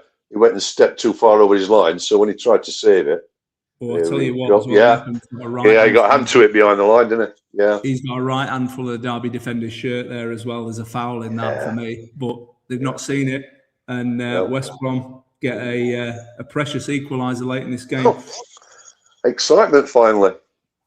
Yeah, we're in the final minute of injury time, and it looks like West Brom are going to leave with a point at the moment. I think they've probably been decent value for it, Russ. To be fair, they've created. They've dug in, haven't they? Yeah. I think considering everything that's going off at the club at the moment, with them, then that defeat against Norwich, you've got to take your hat off to them. We'll just see this game out before I get to the last few comments, guys. So I know there's a few more in there, which I will pick up in a moment, but we are in the very dying embers of this game. Now, Eric Ramsey is screaming on the touchline, getting his instructions out. He is desperate for this point to light that touch paper for West Brom's season. Yeah. They really need this. And all knocked in there, centre forward. No, Derby with a chance. Oh! Met on the volley by Elder, just inside the area on the left-hand side, but he skies it. Yeah. And you have to think that's going to be the last chance. That should be about it, shouldn't it? Once ball's back in play. That should be just about the last chance. And Max O'Leary is very relieved to see that fly over the top of his crossbar. Yeah, not the best debut for him, that was it. No, well, he'll be relieved that Chris Mepham has dug him out, really, after that mistake in the first half. And, we're just looking at the goal decision there. It's well over the line, isn't it, on reflection? Yeah. Okay, that's cool. The Championship just never disappoints, does it, for drama? Oh, not at all. Not at all. I don't... I'm a big fan of the Premier League, and I do follow it avidly and watch a hell of a lot of games. But when we're in it, hate it. It's just No, Championship for me is where it's at. I think that's sort of the measure of us as a club and as a community. Sometimes it suits us, you know. I know it might sound like a lack of ambition, but I just don't see us fitting in anywhere else. I think we have to try and be as ambitious as we can. This game's just been drawn to a close, by the way. It finishes Derby 1, West Bromwich Albion 1. But just going back to that comment, Russ, I think we've got to be ambitious. We've got to try and be as good as we can be. But I think also I don't yearn for. I'm not desperate for Premier League football, if I'm honest with you. I think it's a very difficult place for us to enjoy our football. You know, but we've got to try. We need it for the financial reasons. Absolutely. Definitely. We've got to keep marching on, haven't we? I mean, look at Sunderland this year, and they're really mimicking what we did when Wilder took us up into the Prem. We were dangling round 3rd to 5th, weren't we, for a large part of the season, finishing in 9th. Last few games, wasn't it, that we just ran out of legs. But Sunderland doing exactly the same. Not scared of anybody. They're having a go. I'll take my hat off to them. Next year's the problem. That's the difficulty, is backing it up, as we well found out. COVID didn't help, but and various other bits and bobs as we've gone. But no, I think Sunderland have got a good chance if they can invest well enough. They could be established. They're big enough to be an established club. They are indeed. And just before I go back to finish off some of the comments, just to reconfirm, this game is finished. Derby County 1, West Bromwich Albion 1. Chris Mepham scoring a very dramatic equaliser in the dying moments of the game, very deep into injury time, sneaking a header over the line from a set piece. So huge point for West Brom, might get their season going. Really disappointing for Derby and for our mate Paul, who's been in the chat tonight, because they really looked set for 3 points at home, but wasn't meant to be. I thought they defended really well and they were really organised for most of the game, Derby. But I don't know, maybe just that little bit of lack of adventure and ambition going forward caught up with them in the end. But let's get into the comments just before we close out, Russ. We've got Sheila's Wheels is back with trying not to think about relegation scrap, but hope we don't need to go to Derby on the last day needing 3 points. Yeah, I agree, Sheila, because it's not an easy place, as we saw tonight. Statman Jack, Blades win tomorrow to carry down to the Den. Yeah, I've gone for a Blades win tomorrow, Jack. I've got some hope and optimism that we're going to turn our fortunes tomorrow. Jamie Dumpling says, shows how bad West Brom are considering Derby's home record. Jimmy's back in with, I want some of whatever Jack's on. Strong rumour, it's Adidas. Yeah, as Russ confirmed earlier, it looks like we might be getting Adidas for the kit next season. Jimmy, Oxford beat Ipswich at home. They certainly did. They also beat someone else at home. I think it was Southampton. They tend to beat some of the big hitters, or the expected big hitters at least, at home. Jack says we can do it. Jimmy says we can. Darren's back in the comments with, that brown Coventry kit. Remember the grey Man United one? That wasn't very nice. Did they swap at half-time in one game? Yes, they did. So if I remember it rightly, Darren, Manchester United were 3-0 down at half-time to Southampton, and they blamed it on the kit. And Fergie insisted that they change it at half-time. I think they might have even changed it to that yellow and green one. Or maybe it was the blue. They had a blue and white one as well, didn't they? It might have been that. I remember the instance. Yeah. James says, looks like Brewster has been in the gym since leaving us. Also, James thinks Brewster's been building himself up and getting a little bit stronger. Possibly, James. Possibly. Paul, our Derby fan, says, nice, Jimmy. You put two great guys together who have produced a great stream. Well done, all three of you. Thank you, mate. That is very kind. Thank you very much. Thank you. Love that, Paul, from Jimmy. Jamie Dumplington with Paul. How come Zatterstrom didn't play in Derby's last game? Paul will have to tell us about that. I'm not sure. Is the second or third choice keeper? Zatterstrom, I thought he was their first choice. Paul would be able to tell us. But I might have made a note of that. I know they've had a virus that's hit the goalkeepers. That's why Zatterstrom has been getting a game, I think. Oh, okay. Might have read that wrong there. Put it in the comments below if you know. Yes, don't forget to like and subscribe. Thank you, Russ. Good man. I've always wanted to say that, mate. I'm indulging myself tonight. I've said it a few times. I always wanted to say it. Well, Derby will be raging with that, Jimmy said. Yeah, I think they will make. So they looked like they were going to see it out to me. They looked like we were all set. They're in a nice shape. The West Brom weren't really causing them too many problems. They had one or two little sniffs, but I thought, looking at that, I'm looking at the league table now. Derby have still moved up to 8th. They are a point behind the playoffs tonight. So not all doom and gloom, Derby fans. It's disappointing. It will feel like a defeat, but you're a point closer to the playoffs and you moved up 2 places. So positive goal difference. Yeah, I think you're doing all right. West Brom have got more to worry about. They're 4 points above the relegation zone, and the teams down there have got games in hand on them as well. So they really need to use this late leveler tonight as a springboard for their season. Statman Jack's back with, plus they've got Philogene, Nunez, Akpom, and one unnamed, all missing tomorrow. Keep Clark busy, and we're on. Yeah, I heard about that as well, Jack. In fact, I think it was you that told me, Jack, that they've got some big hitters missing for them tomorrow. So maybe that's going to give us an opportunity to... well, that might neutralise our lack of big hitters that we've got out as well. Yeah. Come on. Dave Moore, great watch along, lads. Well done. Thank you, mate.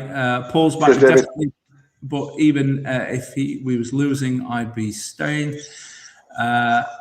Why didn't Zetterstrom not play versus Charlton? So Jamie's just asked the question again there, hopefully. Excellent watch along, says Paul. Thank you, mate.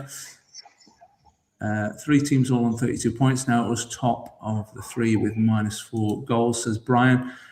Brilliant watch along, lads. Really enjoyed it. Thank you, Jim. Thank you. Jamie Dumpling, he was ill with stomach bug. Oh, so he's referring to their first choice goalkeeper. Yeah. Brewster and Gilchrist having a cuddle, says Dave Morwood. it's that old teammates bonding, Dave, getting back together after all their memories from playing for Sheffield United. Well done, Lou and Russ. Great job.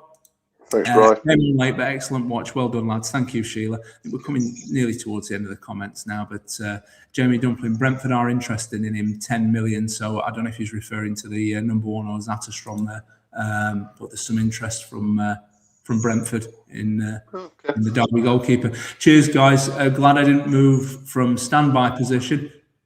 We watch Tuesday's channel called again. So the channel, Paul, is Ramble FC, which this stream is on, as well as Behind the Ramble. Ramble FC features quite a few different things. We've got some transfer shorts on there. We've got Top 20 Takes, which is a review of the Premier League fixtures from the prior weekend, all aboard the Championship reviews, the Championship, unsurprisingly.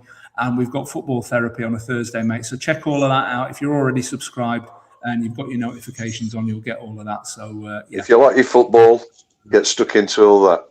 Indeed. Maury, good stream tonight, lads. Thank you, my mate. Maury, good lad.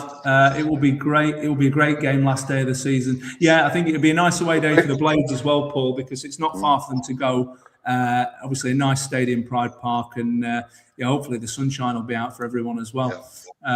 Rian was a member of the leadership group, one of Wilder's culture setters. CW would have kept him. Yeah, quite possibly. And I know that Rian was definitely a popular member of the dressing room. I will say that. He had his moments as a player as well. He had some great moments for us, scored some good goals here and there, and was always a player that I thought worked hard when he played. But yeah, definitely a popular member of that changing room. Zat's their number one, says Jim. Yeah, I thought so, Jim. I thought every time I looked at Derby's lineup, it was Zatterstrom. And Paul's saying the same here. Vickers second and Douglas third, so that's their second and third choice. Stuart has said, just subscribe, lads. Great show. Thank you, mate. We're very happy to have you. Welcome to the Ramble. It's not Zat, it's Zetterstrom. Jimmy. Okay, so we're getting... So, Paul, you'll have to forgive us, because we've got we had Nils Zatterstrom, a centre-half, and we're about to sell him.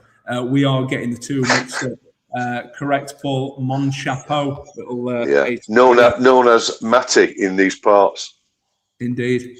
And Brian comes in, and we just want to, thank you to Brian for obviously being our long-standing admin in the chat. Ian as well, who looks after the chat as well. So thank you to those guys for taking care of us and making sure that we all behave. I think we're at the end of the comments there. Just on before we leave, Russ, obviously, thank you for joining me for this game tonight. I tried. Hope you enjoyed it. What do you think? I really did. Score prediction for Sheffield United against Ipswich? 2-0. Blades. I went for the same. Blades win. I've got a feeling. It would have so easily been easy to say 2-1. You always think, we'll give them a goal because they're a good side. No, sod it. 2-0. I think we'll get a reaction, mate. I agree. I think the players have got something to prove tomorrow, and I think Ipswich, with some players missing, it opens the door for us a little bit. So I think we've got a chance.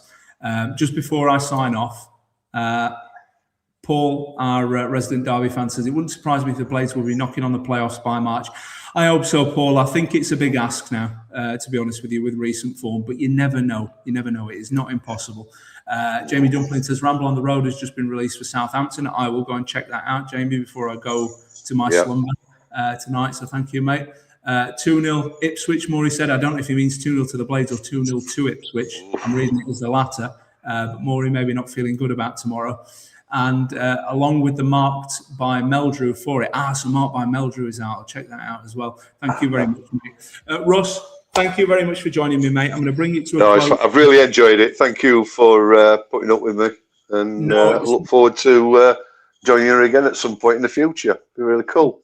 Enjoyed it. At all, mate. Hopefully we'll get to do one again. And so it finishes Derby 1, West Bromwich Albion 1. Thank you very much for joining us, everyone. Hope you enjoyed it. And please remember to like and subscribe to Ramble FC. I'll see you all later.